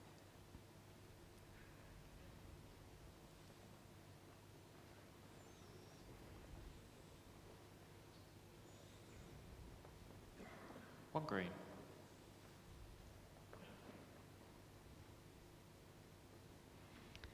It's quite fascinating to see the rink being laid and put down, and if you are on Facebook watching us, or you have the facility to get onto Facebook, if you got on World Bowls Tour Facebook over the last 10 days, we have put photos on of how the rig is actually built over the days. Quite fascinating to be here and be part of it and see how much work's involved in the week prior to even the first bowl being sent. One shot, Gary Pickering. Very good effort there from Gary, trying to get another. Picks up 1.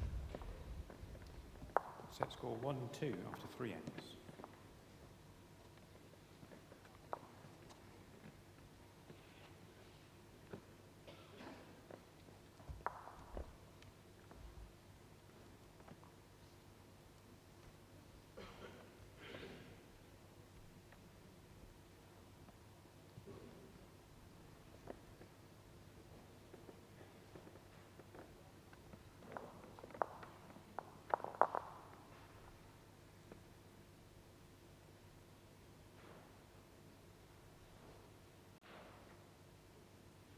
Jack length 29.5 Nearly lost it. A metres, little bit of a 29.5. smile there from Gary. We've seen a number of the qualifiers lose the jack into the ditch.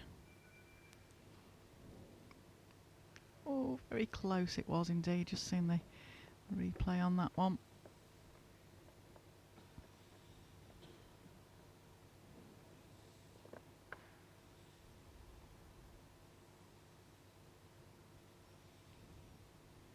Not a bad opener behind the jack. It's always still in play and very useful there.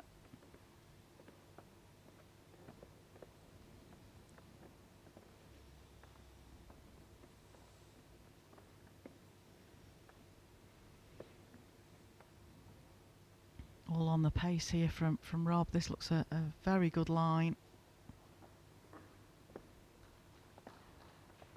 Last ball. Gap is 12 inches.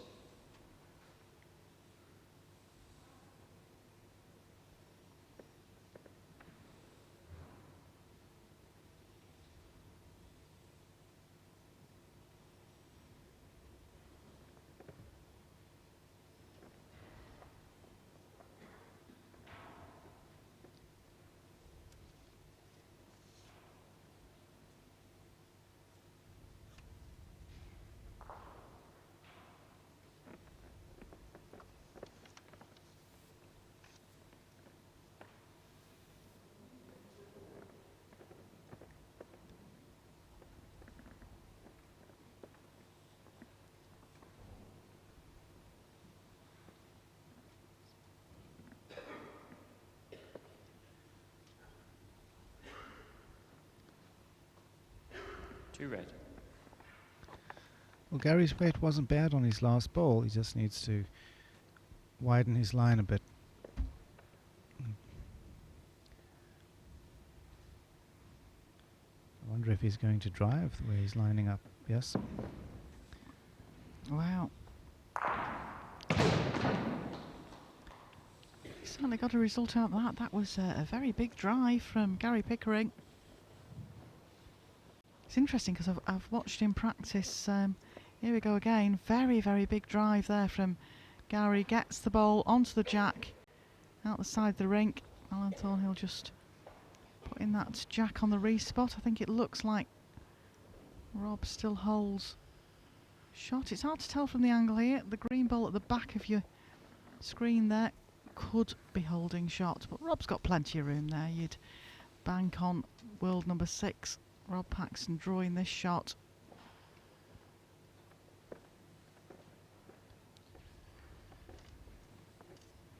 Short. One green. Well, it's a good job we hadn't put one mortgage on that bowl, Neil. Well, yes, that was a surprising one from Robert. He won't be happy with that one, but Doesn't seem to have just quite happens. settled out there, Rob Paxton. Right. So that's a chance for Gary Pickering.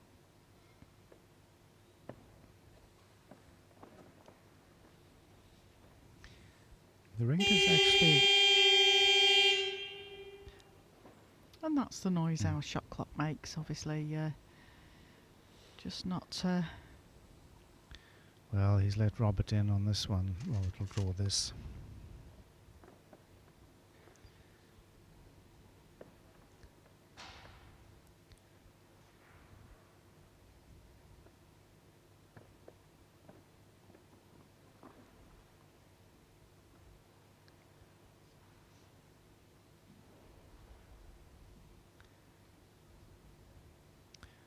And there it is, shot to Robert Paxton.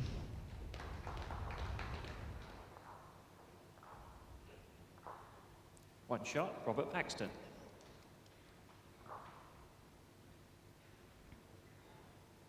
Set score 2-2. Well, this is creating a very pretty pattern on my scorecard here, because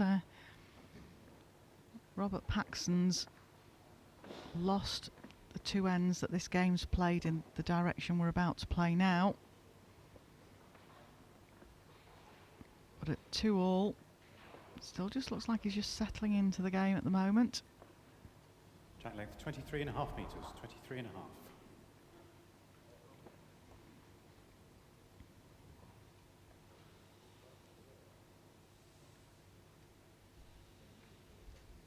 Very short jack here, just a couple of feet over minimum length.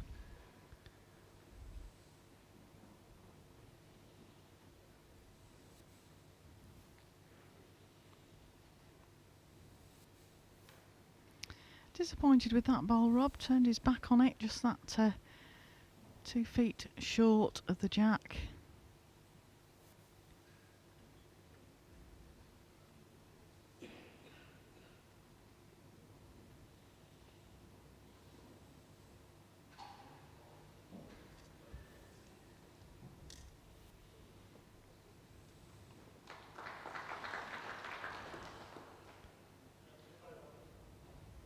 Yeah, slightly, half inch.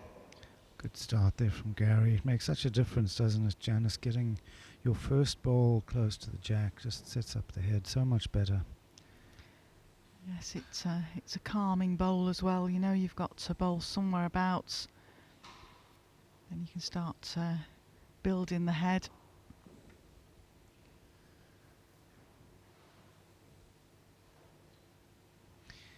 Well, let's see if he can slot another one in there and put Robert under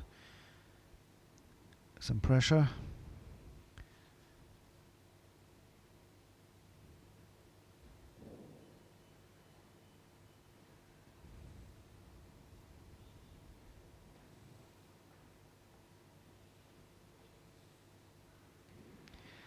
Well, One green. I have a feeling Rob will just reach through at this. That would be his normal game. Just get rid of it. Yep.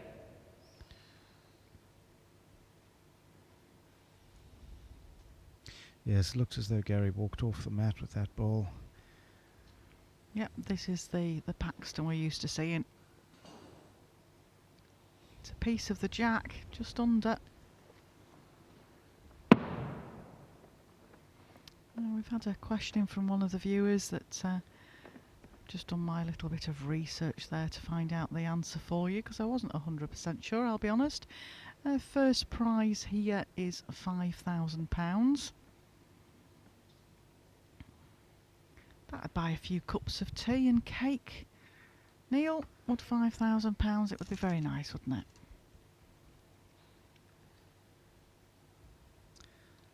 certainly would.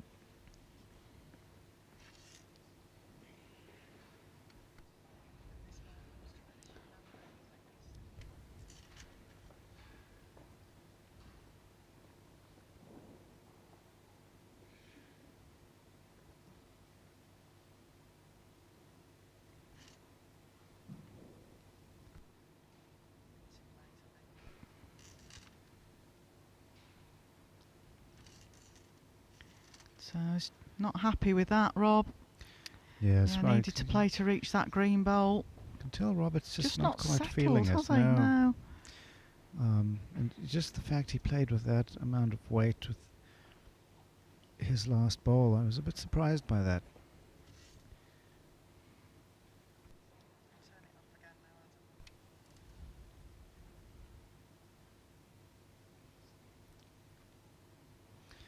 Gary needs to take full advantage, knowing that Robert's not yet on the top of his game.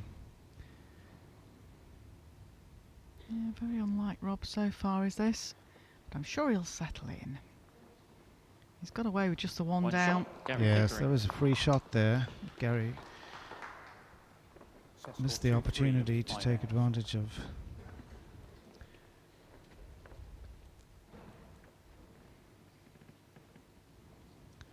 Anyone set at this point?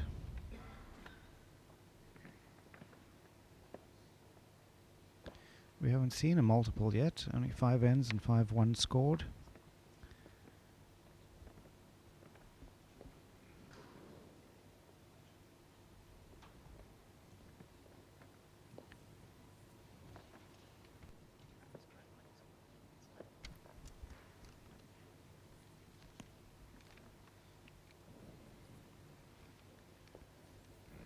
Jack length 28.5 metres, 28.5.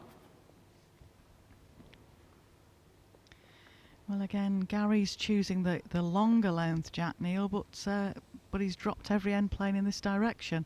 He's won all the ends to the shorter length Jack.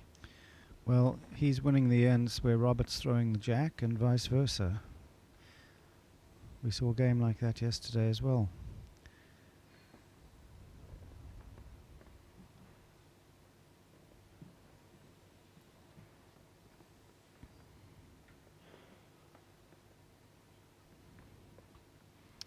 There we see Dan Blewett there removing one of the stickers off the Gary Pickering bowl. We'll be able to ask Dan later what's happening there, but it can happen if one of the marker or umpires see that a sticker's lifting off a bowl and is likely to cause problems. Then, of course, they're and I'm pretty sure Rob Paxton's saying, can you put them on the wrong side of the bowl to try and confuse Gary. But yeah, I think that's what's happening. I think one of the bowls, the stickers just weren't sitting right, so the umpire Dan Blewett is re-stickering a bowl. You don't often see that, Neil. 1 red.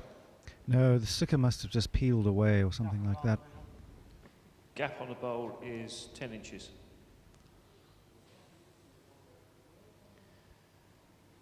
That's certainly one I can put in the bank to ask Dan Blewett for the game later. He's coming in for the second game this afternoon, folks. Mark Royal versus Robin Chock. So any other questions you would like to put to Dan, let me know for then, and I shall certainly put those questions to Dan Blewett for you. 1 red.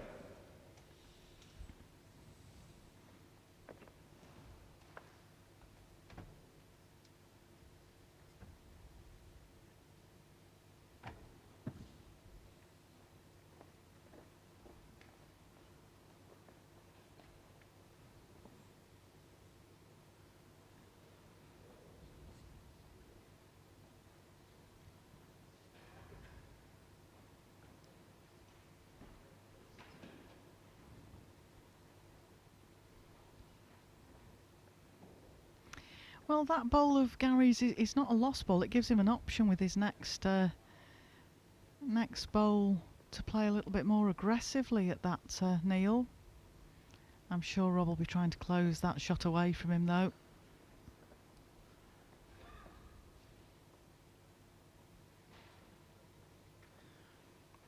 Well, he can still draw in around the green bowl, but just not quite reaching.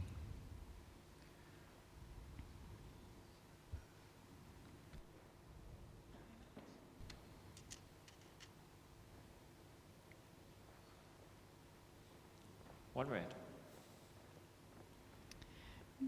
Gary might be thinking about trying to play down there. Gives him a chance to possibly push the jack through to his back delivery. He's certainly gearing up for a strike. It was possibly a little bit firmer than I thought he would have played it, but again, that's down to personal preference as to what speed you like playing a runner, Neil, to some extent.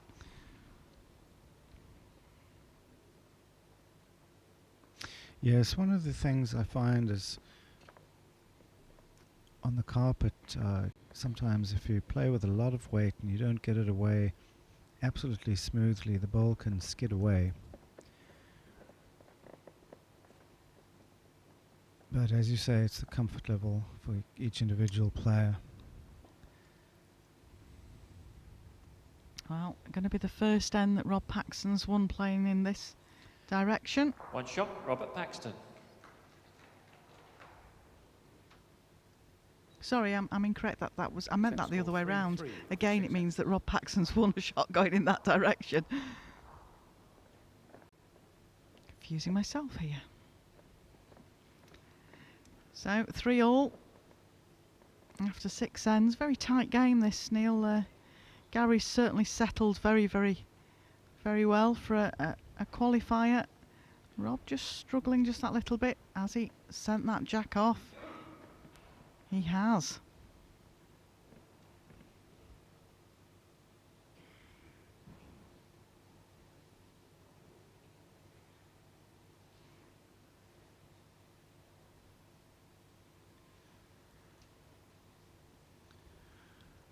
I think Robert thought to himself, well, I'm scoring on the long jack, so this time I'll try a long jack, but overthrew it.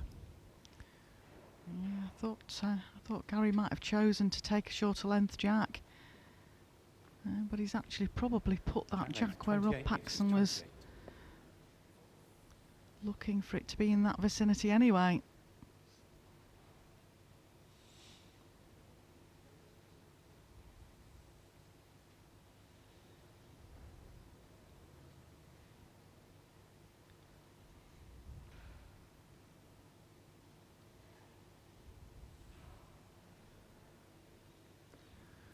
Well, there's a good start from Robert.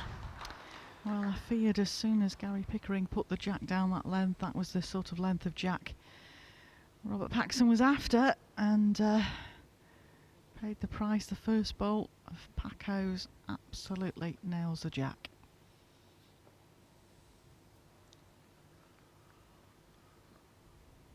Certainly watching this is Gary. Just overplayed it.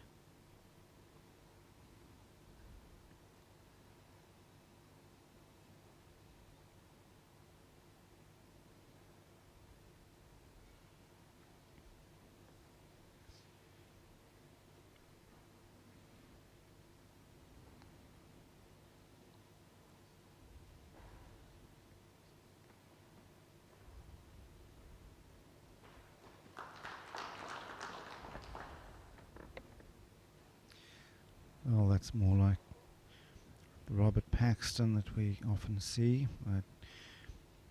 Might tempt Gary to have a crack at this. Wouldn't surprise me to see a full drive coming.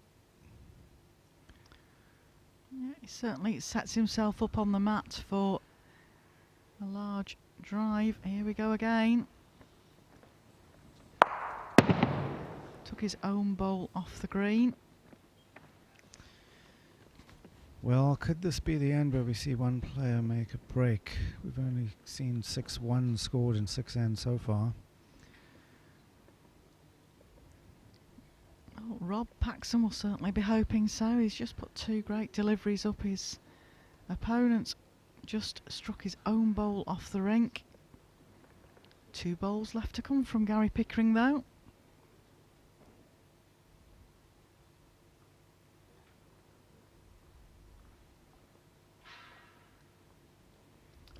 Great bowl from Rob. Doesn't make the target any bigger.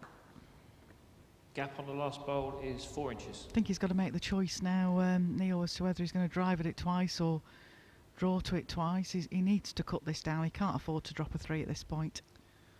Going the drive again. Well, he's given himself a bit of a chance to cut the count down with 1 bowl to come. Unfortunately, the last bowl of Roberts there stopped or prevented Gary from picking up the jack clean and jamming it into the ditch. I thought he might have dropped his weight a little on that bowl.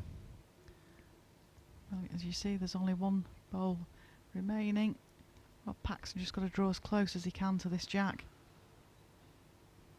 I'm sure Alan Thornell will be asking for shin pads.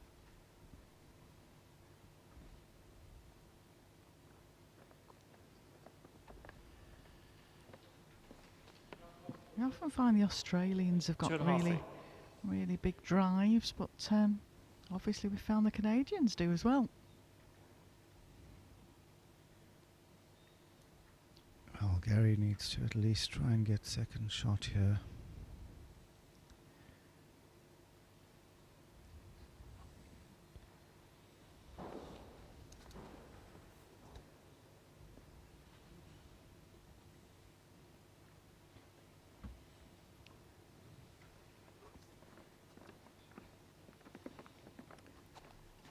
Made it for second.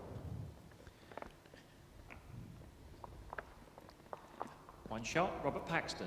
Well, that's a huge difference from the possible 3 that Gary Pickering was going to drop. He's only Set dropped score 1 4-3 shot. after 7 ends.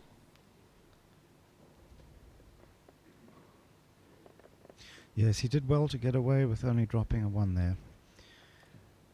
Still anybody set. Yes, 2 ends to play, Neil. There's only 1 shot in it. It's been very close so far.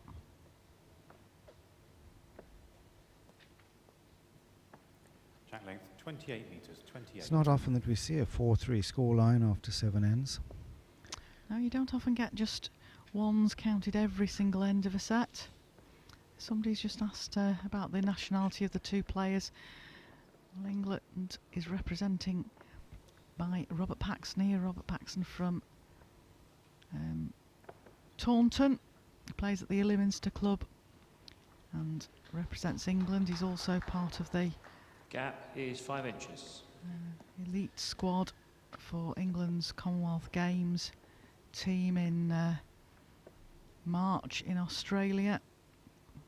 I believe everybody's still waiting on the selection for that, but he's part of the squad to be selected from. And Gary Pickering is the Canadian PBA qualifier.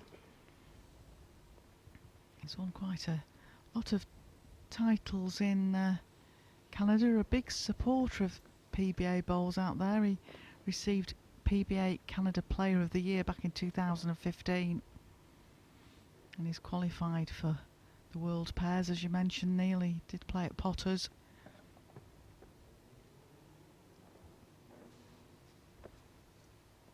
Which is where the World Championships is in January, which is our next event after this one.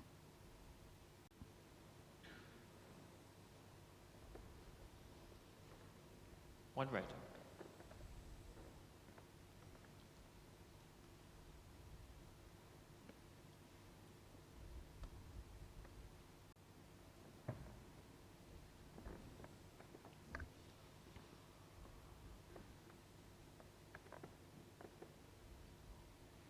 I think he's just overplayed this.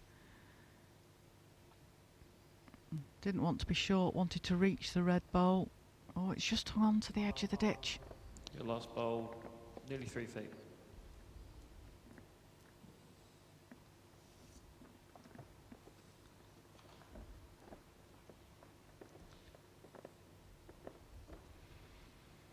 The winner of this game will face the winner of the previous game, Darren Burnett, on Wednesday afternoon.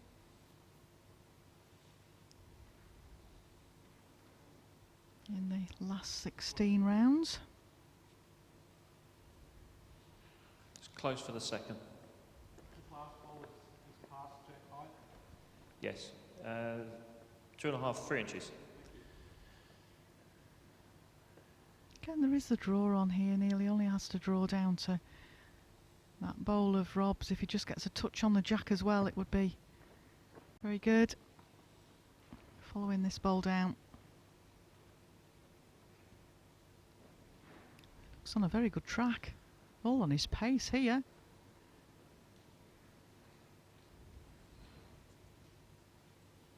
Perfect line for what he wanted. And Rob Paxton's got to try and take this shot away. Yes, he was just about a foot shy of drawing shot there.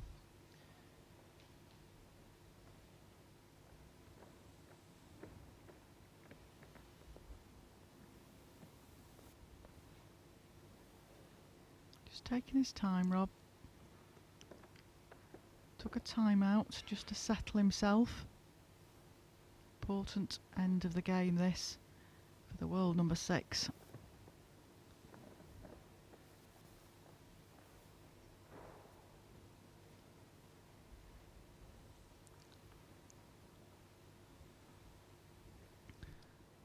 Oh, he's well down this time.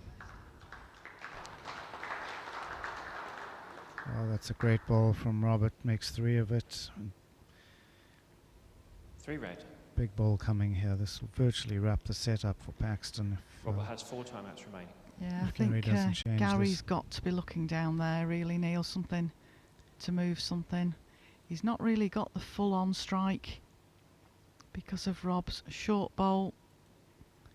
Timeout called. The bowl there stopping him Gary has 3 timeouts remaining. having a full strike. The best result for him here may be to try and flick that jack out towards his green ball on the other side. Or I think that's what he's looking at. Yeah. To drive it out and get it on the respot.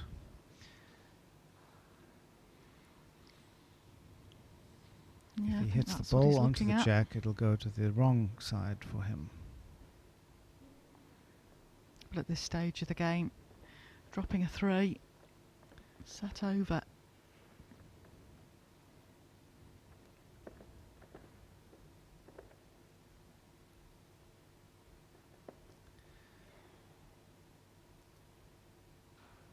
He'd probably be happy to cut this down to a 1, I think. Oh, got 2 out, just the 1. How did you manage to call that, Neil? How would we have known that those were the 2 bowls he was going to Must be remove? clairvoyant. White shot, Robert Paxton. Well, that keeps him within striking distance of the set. Robert up 6-4 going into the last end. Set score 5-3 after 8 ends. 5-3, sorry, not 6-4. Yes, only 2 behind, but Rob has scored the last 3 ends now consecutively.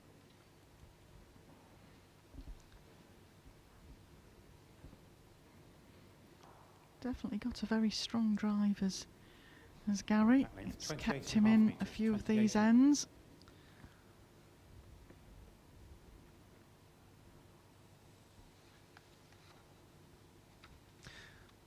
Yes, he didn't get a bad result from that drive.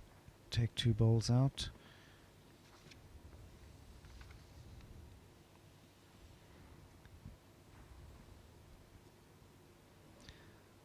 A loose opener from Rob there.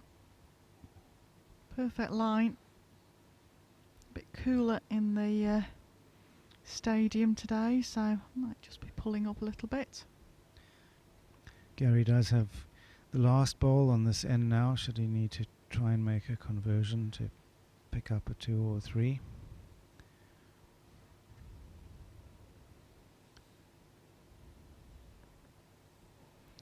Looks in the area here, Neil. Good start. Good opener. Toucher, that means Alan Thornhill, the marker, will put some spray chalk to mark that bowl. That means that if it goes in the end ditch at any point in time during the game, it stays live during this end. I know we've had 1 or 2 people asking about chalked bowls. Again, if you hang about for this second game on this afternoon, I have Dan Blewett in with me, the umpire for this game at the moment, Gap and is he'll 4 inches. answer any of these questions during that game. Your bowl, 8 inches. Good reply there.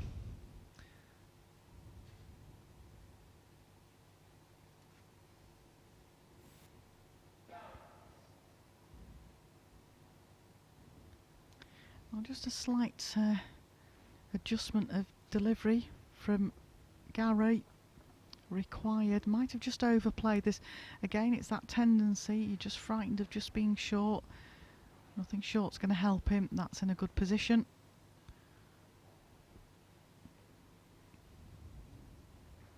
Yes, good waiting ball there. Far better back there than in front. It gives him a chance to trail the jack back for 2 now. Rob choosing to swap to the backhand here. Doesn't want to make that target any bigger. He's already seen what Gary Pickering is capable of with the drive. Needs to run, Rob. It's certainly taken the possibility of Gary's drive shot. I think something similar to before. Gary just over the draw.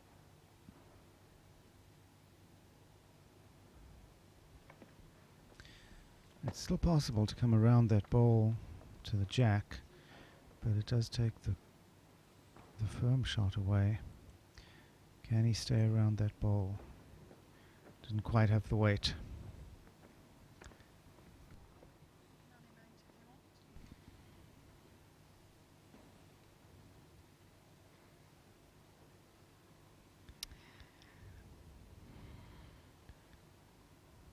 Yes, in an ideal world, Rob Paxton really looking for something here or just further behind to stop Gary trailing the jack for 2.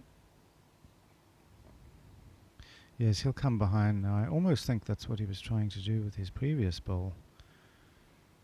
Yeah, this looks better. Anything inside.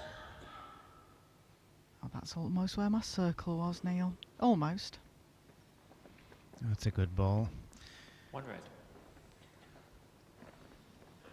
Yeah, Gary looking at the angle on the other side.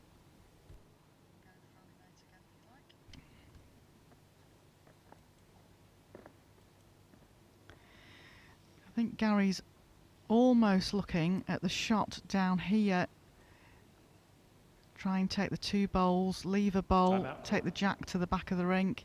It's not easy has to 2 count the timeouts 2, Neil, remaining. here.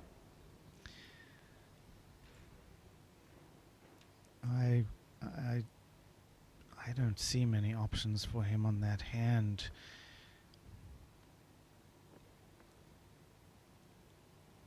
He's certainly still looking at it. He was looking at the spot, but it doesn't look to me like he No. could get a 2 on the spot. I still think his best chance is forehand to just try and take the jack through a couple of yards.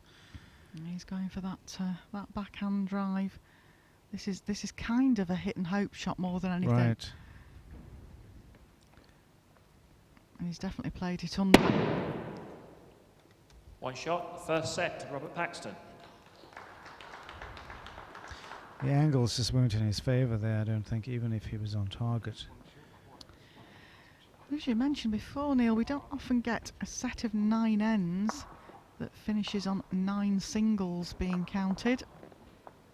And that's what we've had. So first set, Robert Paxton. Yeah, 6-3 to the world number 6. There you go. That shows the fact that we've had 1s counted on every end during that first set. Now we move into the second set. This will be Jack very length, interesting. 28 metres, 28.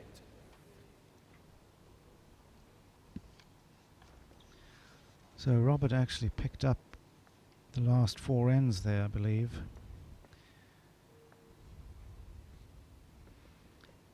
It's just looked to be finding his way, so to speak, in the first few ends of that first set, just settling down.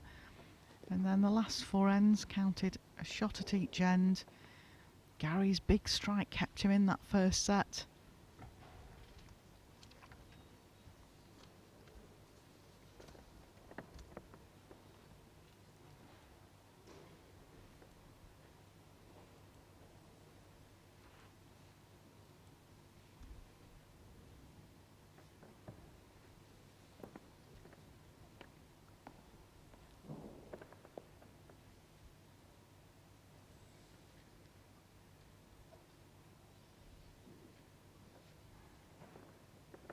Not a bad opener behind the jack. I'm sure Rob Paxton will adjust the delivery here.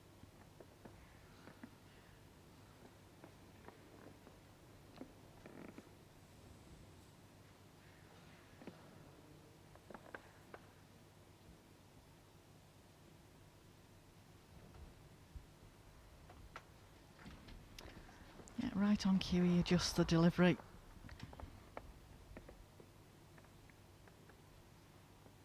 I think Gary's got to take from that first set, Neil, that he only dropped a single shot at each end, that he actually dropped a shot. So therefore, if he could do something similar and keep this set tight, got a chance of taking us into a tie break. Needs to not put bowls down like the one he's just played, though.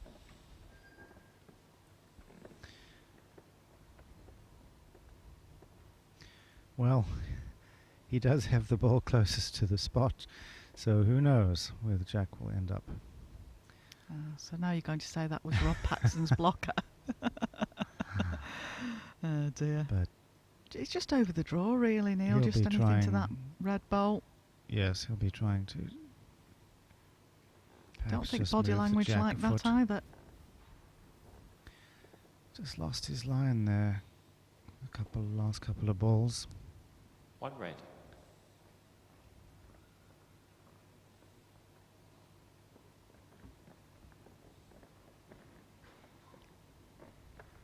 Yeah, Rob will want to slot another bowl in here.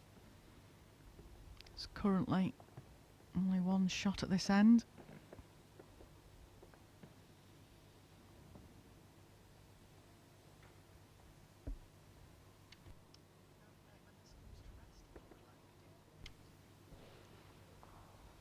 Two red.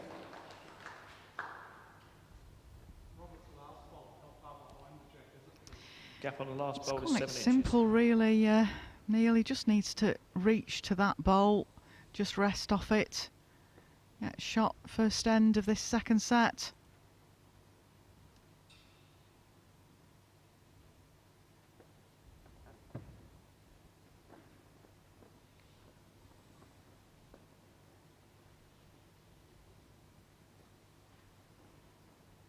Looks a better pace.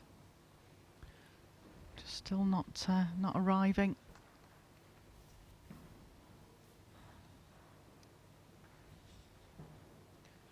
One shot, Robert Paxton.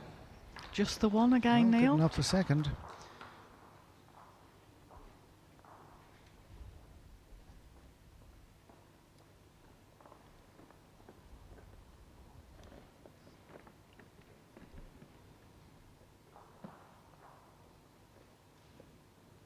I wonder if we can go the whole of another set with just single counts at every end. Length 28 metres, 28.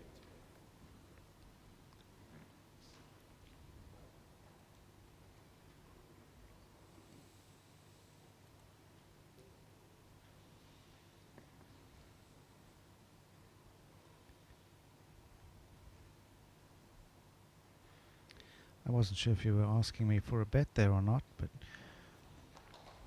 I would say unlikely. Very rare to see that. 2.5 inch gap. I was just trawling my brain then to thinking all the years I've been involved in the World Bowls Tour on the press side of events. I can't recall a game. I'm sure Mr. David Rees-Jones will put me right if there was one at some point in time, but certainly in my memory I can't remember one. As you mentioned before, very unusual for a whole set to go without a double or a treble being counted.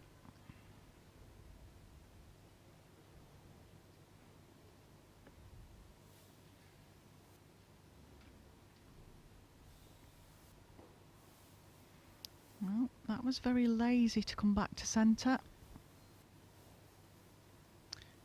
The ball seemed to hold the line there for quite a long time.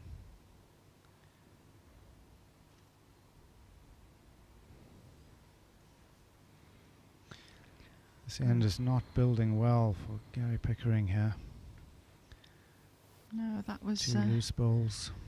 one of those where he tried to just play that nice reaching bowl, and this rink is very unforgiving for those sort of shots. And that's the difference when these players go to Blackpool Newton Hall in March for the Co-op Funeral Care International Open. That's played on a bona fide club rink, Rink 2 at Blackpool. It's a blue rink though, just like all the World Bowls Tour events. And on there you can play those little timing shots. Now, he's in a bit of trouble here, is Gary Pickering. 3 shots against him at the moment. Better line for it, Neil, but he's got to be perfect weight here. So he's not far away. Well, he's Gets got second bowl anyway. It's a good bowl. He needed that one. red. Shot of our head official there, Alan Thornhill. Match officials here at WBT. Great crowd. Very, very efficient.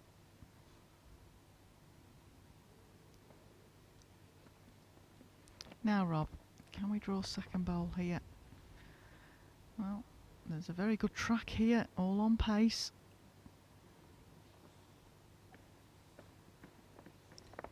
One red. There's a lot of shaking of the head going on with Robert Paxton at the moment.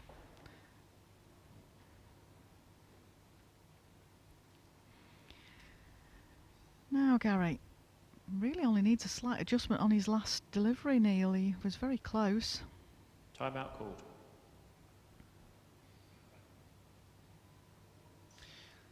Yes, he just needs to make an adjustment of about a foot.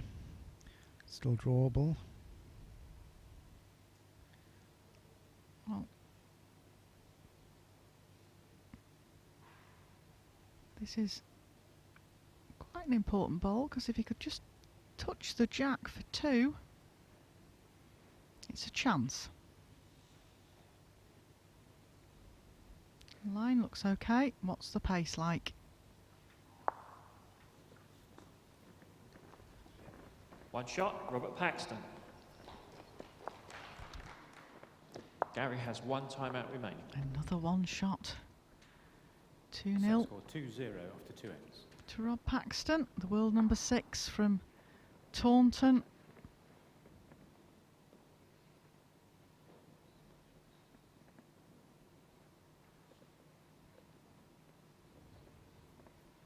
Jack length 28 metres, 28.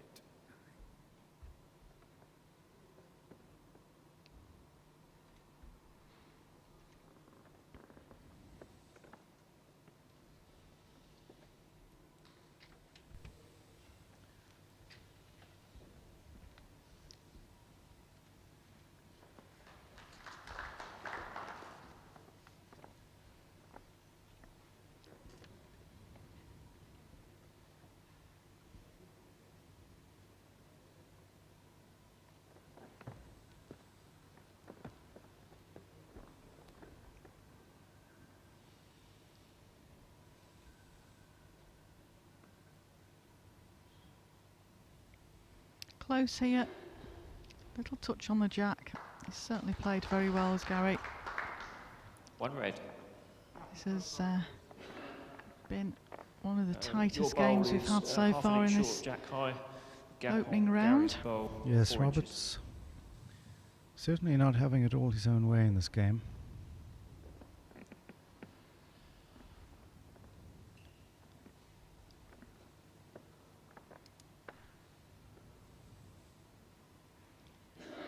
Some fantastic games lined up for you for this afternoon as well. We start again at 2 o'clock with David Gawley versus Damien Doublet.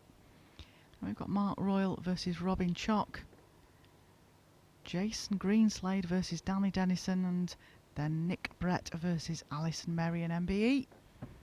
Great lineup of games today. Stick with us if you can. If you can't stay with us, you'll pick up all the news and results on worldbowlstour.tv.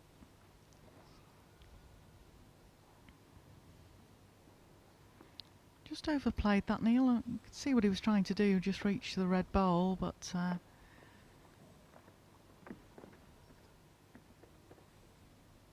Rob, just not settling on a consistent length at the moment.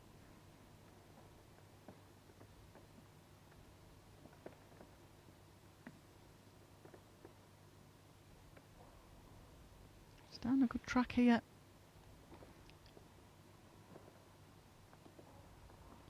That's really pulled up. Definitely another shaking head moment from Rob Paxton. I think he thought that was good.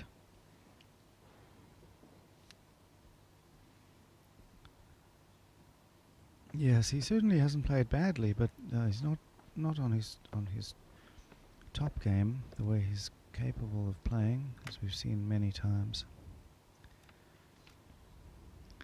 And Gary short here. That's a missed opportunity.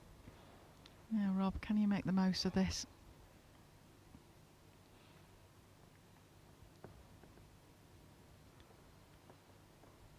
He's been down a good line every time.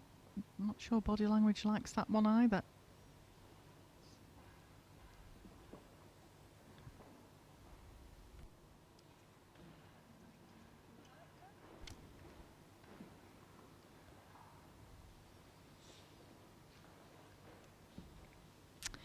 Well, Neil, it's quite a simple choice of shot here for Gary Pickering. If he can just reach up to that bowl, just any sort of connection on that, turn it once, it would get him 2 shots.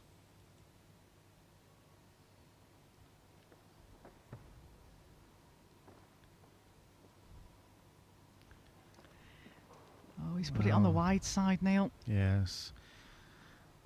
3 stray balls there, but he got away with just the one. But One shot, Robert Robert slowly Paxton. picking away at the set. Well, Rob's actually won the last 7 ends, only with single shots, but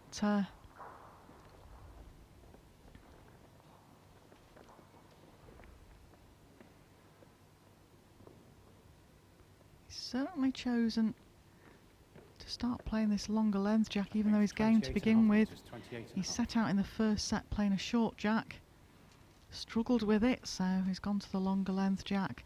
That's the experience of these players. Neil, you sort of know when you need to change something.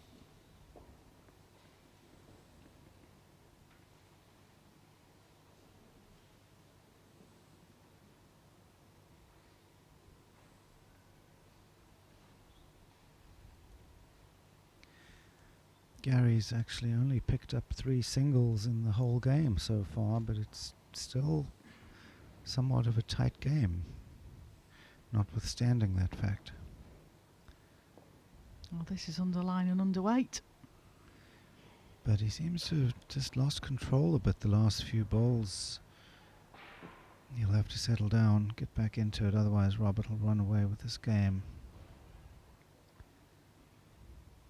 Well, as you say, he's still in it at the moment, Gary. He's only 3 behind. Still 6 ends to play, but again of Rob's just didn't finish centre. Earlier on in the week, if you were getting out on that wide line, it was swooping back into the centre line. I mentioned earlier, I spoke to Mark Royal earlier today, and he said it was very sluggish. But it has been quite cold in Perth. It can make a huge difference to the pace of a green. Great That's ball. a better ball from Gary.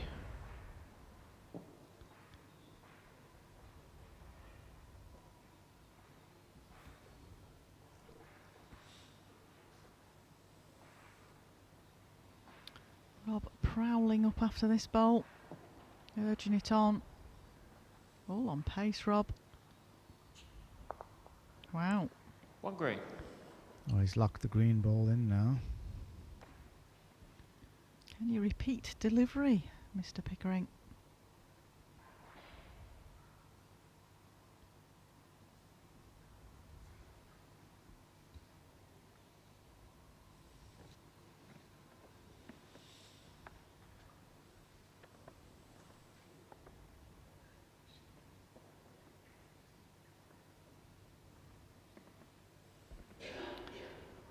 Well, he's given Rob a chance here. Might find Rob changing his hand here. He's still got the draw on the forehand though if he rests his own bolt. Just depends on how confident he's feeling at the moment. It's not the usual relaxed, confident Rob out there today. Looks like he's just going for his forehand draw.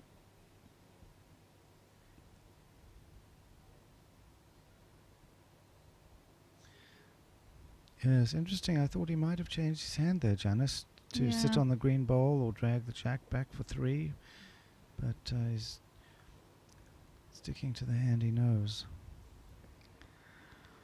I One just green. felt, on the other hand, Neil, there was more chances. A touch on the jack, touch on the bowl. When a player tends to stick to the same hand, it's because they're just not comfortable with the drawing weight and they're trying to find the drawing weight.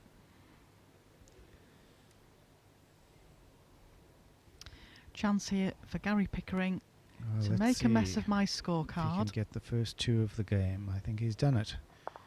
Well done. 2 shots, Gary Pickering keeps him in the game. 2 shots, Gary Pickering. I've kind of forgotten how to write the number 2, Neil. I've got used to scoring ones, so. So score 3-2 after 4. And you lost the bet, Janice. How much were we Yes, betting again yeah, on that? I think it might have been cake involved. It's normally cake involved when it's me, Neil.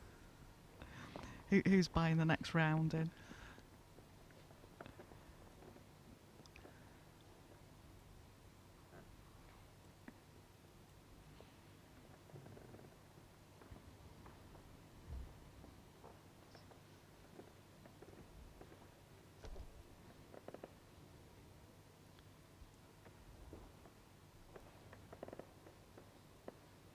Jack length 27.5 metres, 27.5.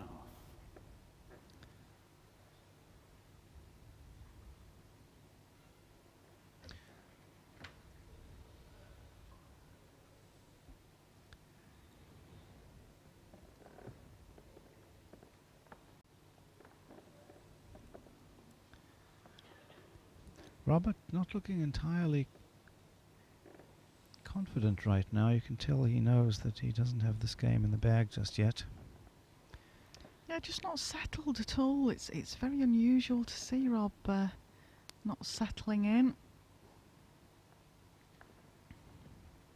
But it happens to all the players at some point in time. I don't think he's making the trip with this one either. Last bowled gap is 18 inches.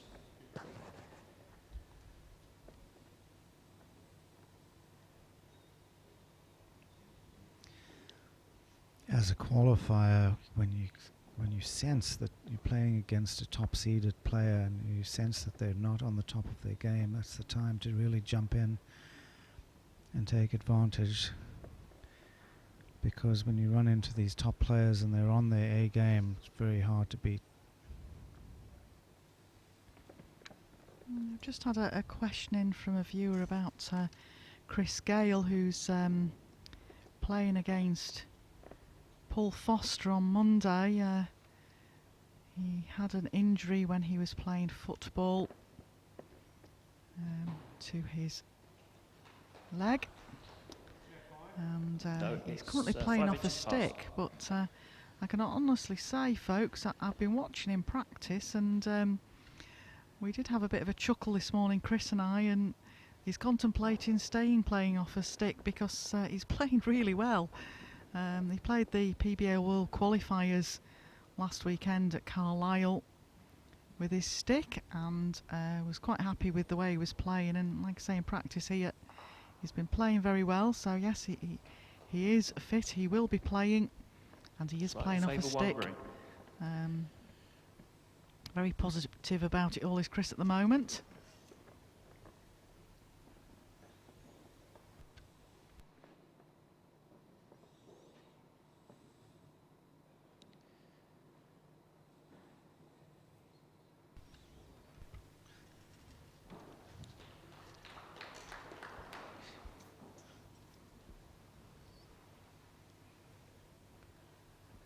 Two red.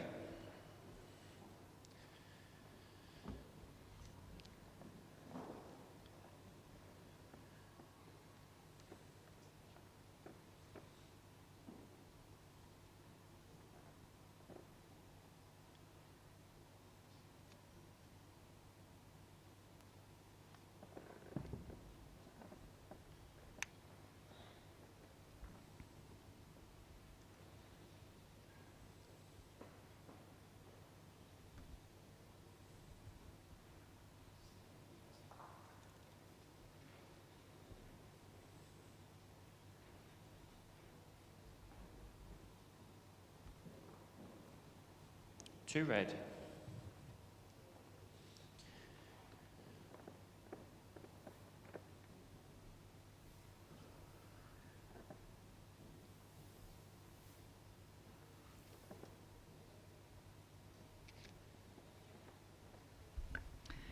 We've had another question come in from a viewer.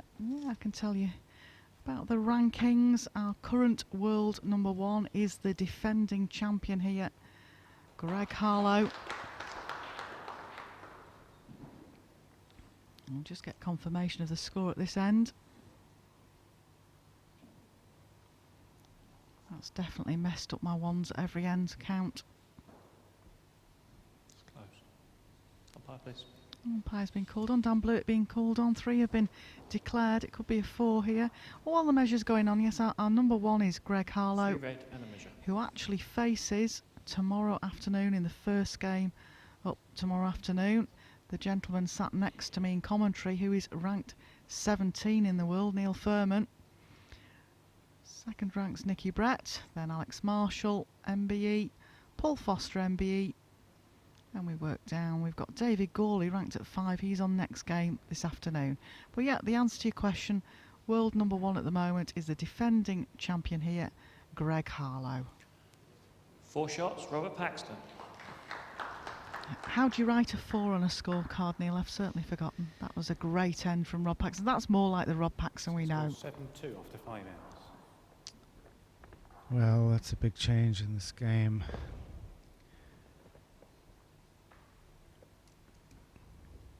Gary trying to come back now from a 7-2 deficit. Jack length 28 metres, 28. 4 ends to do it.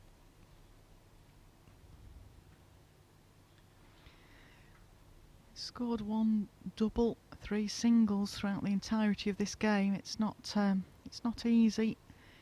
He's got to try and drag this that 4 back.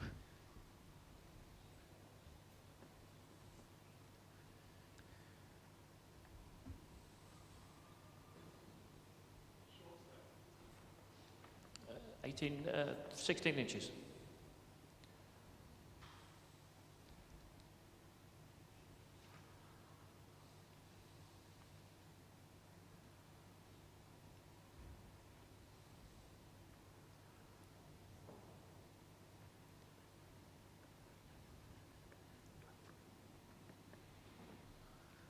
Well, a good line from Gary here. That's a decent opener.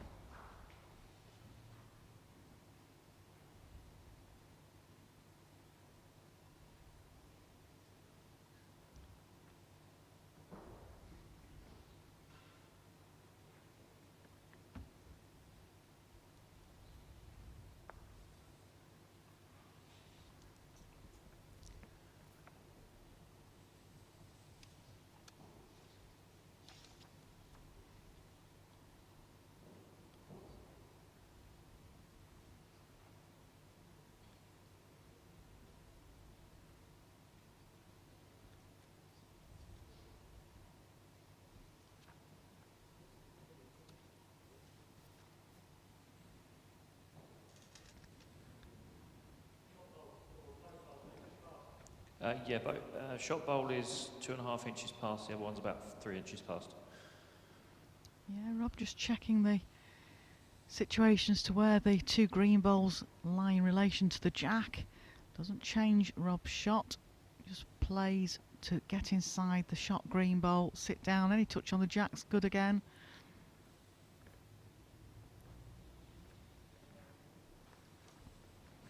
Might have just sat out, Alan Thornhill. Slightly favour 1 green.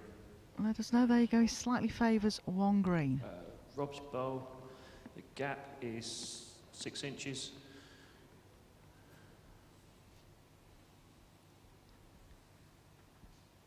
Well, Gary will want to try and get in here. It's an opportunity to count 2 shots at least, Neil, Yes. so wants to put the pressure back on Rob, force him to have to change something.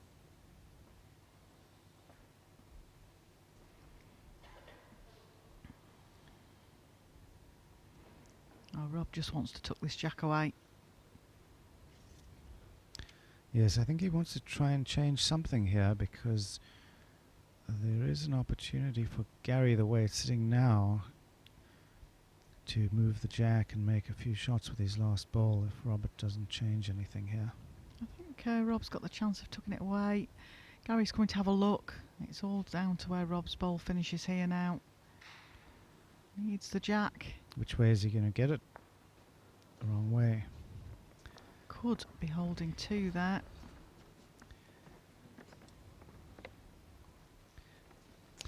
I almost think that Gary has to try this, One break. Janice. He's holding one and he has an opportunity to pick up a 4 here, and those aren't going to come often his way, playing against Robert. Yeah, there's a chance down this forehand. It may be worth the risk. He's going for it. The big gun is out. Got it as well.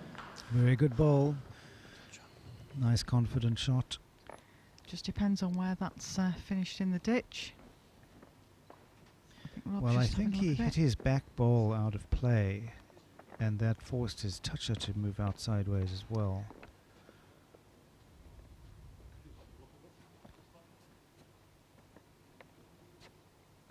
Looks like it could be a measure. The bowl that Alan Thornhill's chucking there is Rob Paxton's closest red bowl.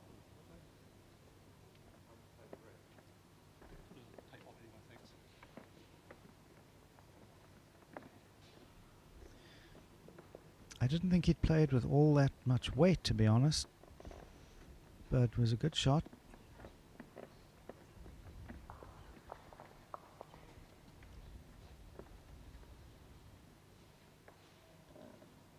Yeah, the question while the umpires are just measuring that we have had in is where is Greg Harlow from?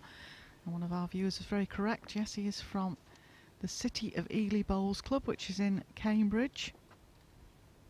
One of the most consistent players on the circuit for many years. He's one of the few players that's won every title that the World Bowls Tour has ever run. And as I say, he's back-to-back champion here. He's going for the treble. He did the treble a number of years ago in the International Open. Can Greg Harlow do the treble here at the Scottish? I was expecting my co-commentator to shots, say, I Gary hope Pickering. not to that.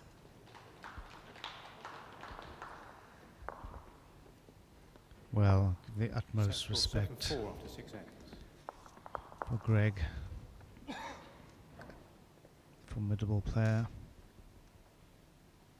Well, Gary gets 2. He was a little unfortunate there to run into his back bowl.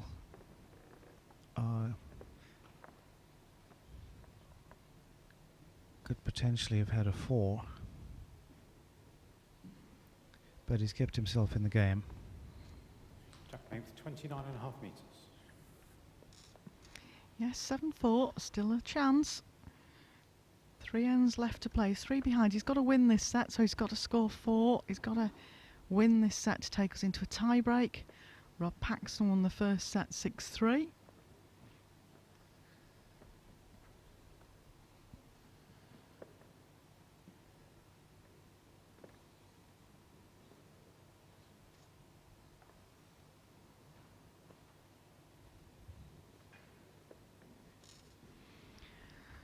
Oh. That was a very unfortunate opening delivery.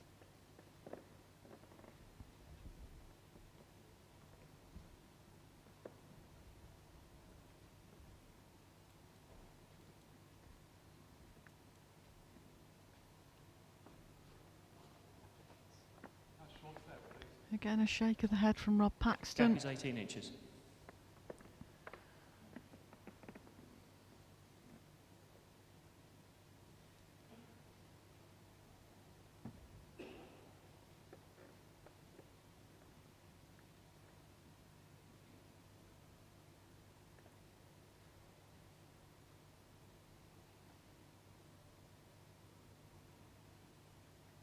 That's a good correction. Very good ball from Gary Pickering. Inch and a half.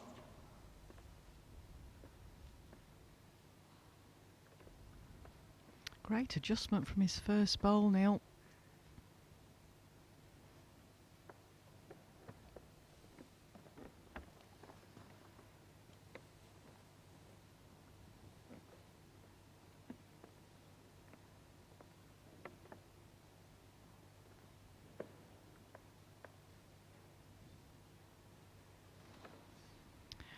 Oh, Rob. Short again. There'll be a little bit of head shaking going on now. Be interesting to speak to Rob after the game and see how he feels, because he's not comfortable out there is the way I would word it.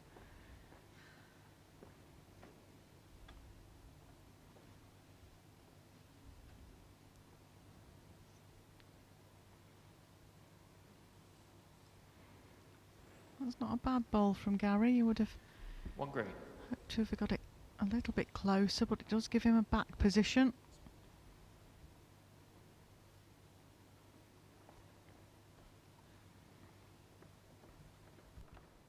Rob's really not got a clear draw into this, just got to try and get the right weight.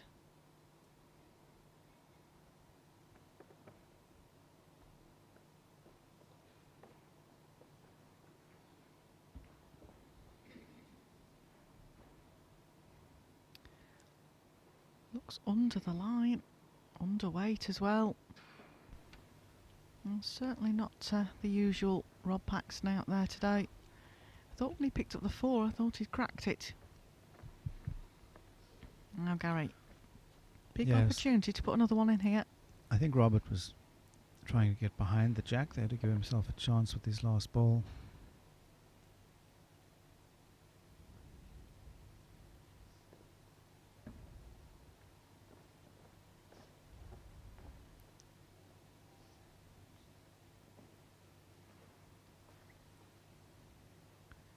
Might have overplayed this. That was a big opportunity there really for Gary. I mean, Rob will be quite happy that he's only the 1 down here. It could have been far worse. An adjustment, 2 feet on his last bowl, just draw around the green bowl.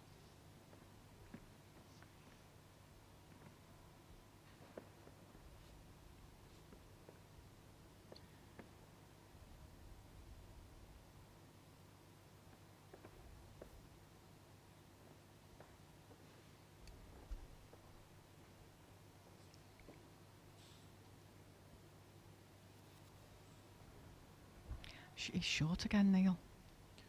Wow. 1 shot, Gary Pickering. Well, Gary missed a huge opportunity there of scoring a 7-5. 2 or a 3, because world number 6 Rob Paxton's really not looking very comfortable out there. I think he'll be pleased to get off the rink today.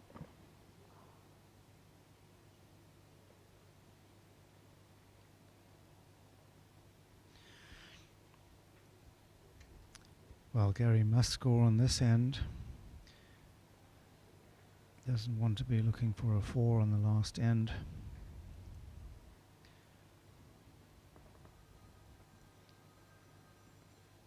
But if he scores this end, it's well within his grasp.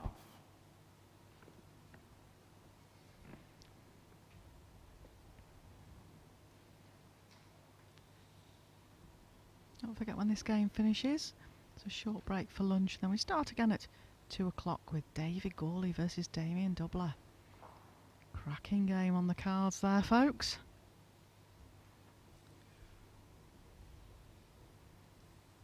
Gary. Bad slip there with that first ball. Gives Robert a chance to get in and close this out. First ball at the last end, he sent off the back ditch, so some would call it first bowlitis. He's a professor, he would know what doctor of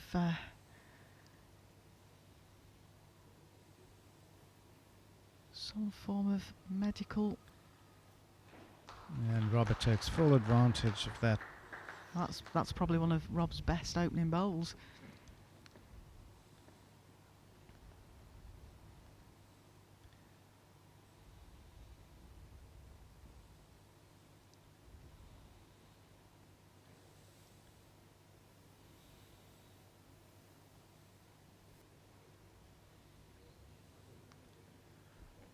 closer here.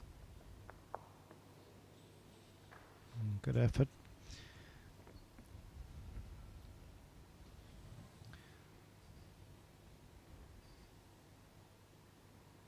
It's been a very interesting game to watch, a very good game to watch this.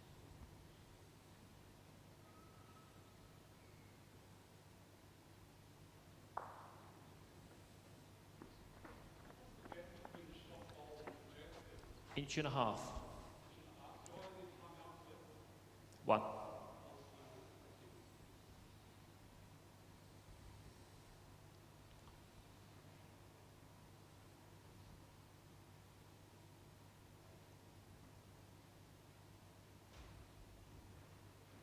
Only one at the moment, but Gary Pickering really wants to count at this end. As you mentioned, Neil doesn't want to go into the last end needing to counter 4. That was a great effort, but it leaves him only one bowl to change things with.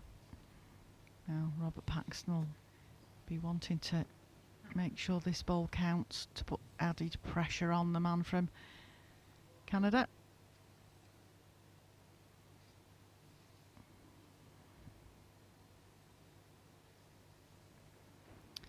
Gary's outdoor clubs is Niagara Falls. That's a fantastic thing to be able to say is your outdoor club. Yes. Oh, good ball. That's more Paco-like. Well, that is a 2 match red. lie for Robert Paxton, because 9-5 would mean that Gary Pickering could at best only tie the set, which isn't good enough. He has to remove at least one of these to take us into the final end. Timeout called. If not, Rob Paxton moves into Gary has Wednesday's no draw timeouts and remaining. plays Darren Burnett. Right, Gary, what can you do here? I just wonder if he might bring out his big drive again. Neil he's been very successful with that. He might get the jack through. It's what the shot you feel most comfortable playing. Step onto that mat and play it.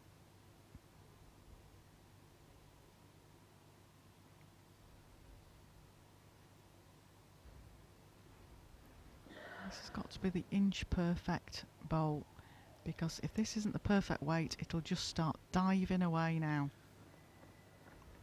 He's not too far away.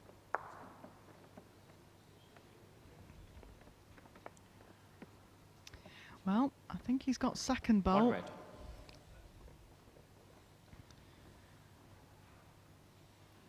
So Rob, it's in your hands now. If you can draw second bowl, Timeout called.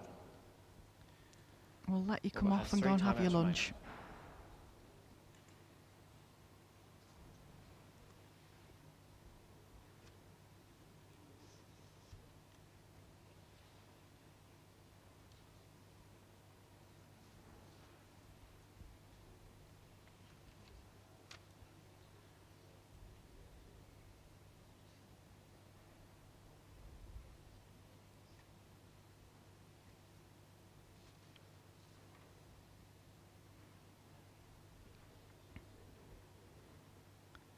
Well, you'd normally bank on Rob Paxton getting a bowl close on this hand. He looks underline and underweight. I don't think he's reaching. No. Just underweight, really. 1 shot. Robert Wow. Paxton. Well, we're going to the final end.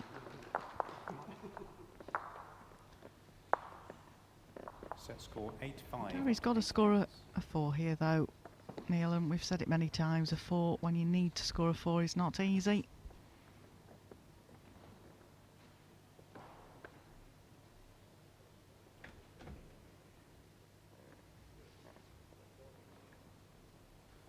Jack length 28 metres, 28.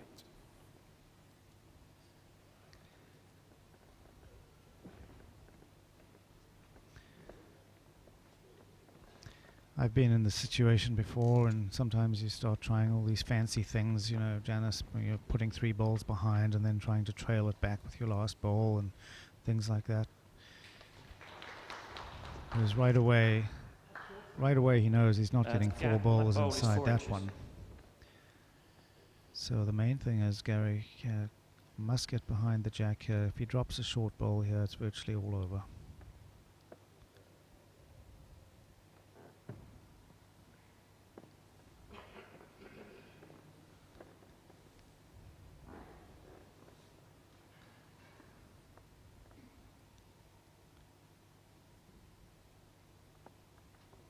Well, he's not short, so it's still in the game.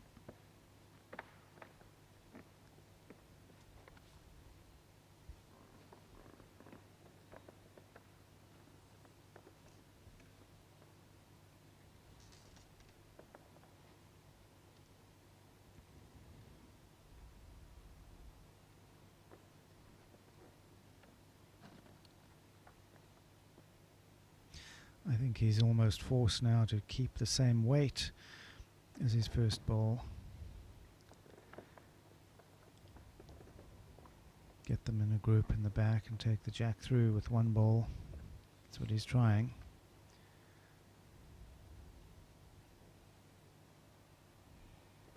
Yeah, well, again, it's behind. I'm feeling Rob will go deep here. Something a yard behind. Even 2 yards behind would be good. Just slip past the green bowl to the right of your screen. Anything now is good for Rob. That's a great bowl.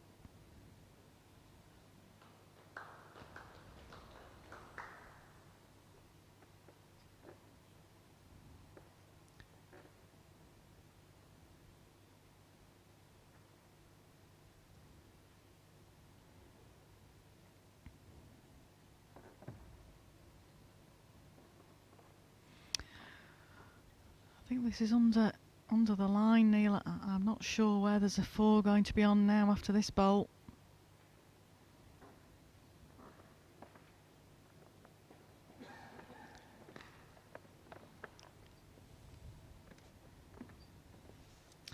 Yes, I don't see a 4 now.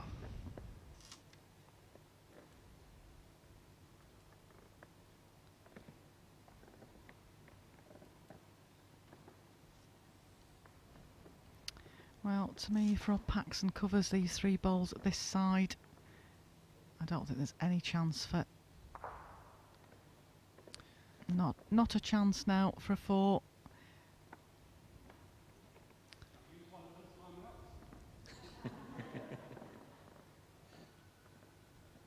He's got to try and bring that green bowl that's short of the other 2 green bowls into the game, as well as take the jack through as well. So it's jack onto bowl, bowl and jack through.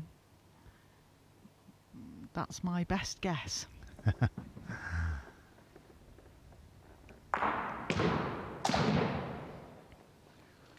One shot, second set, and the match to Robert Paxton. And well done to Robert Paxton. It was a tricky game for him there. He didn't look comfortable out there, but the world number 6, Rob Paxton, moves into the second round. Thanks so much for your company, Neil, in commentary. I do wish you the best of luck in the tournament. Thank you so much. Enjoyed it. Thank you, everybody, for watching. And join us at 2 o'clock for David Gawley versus Damien Dubler.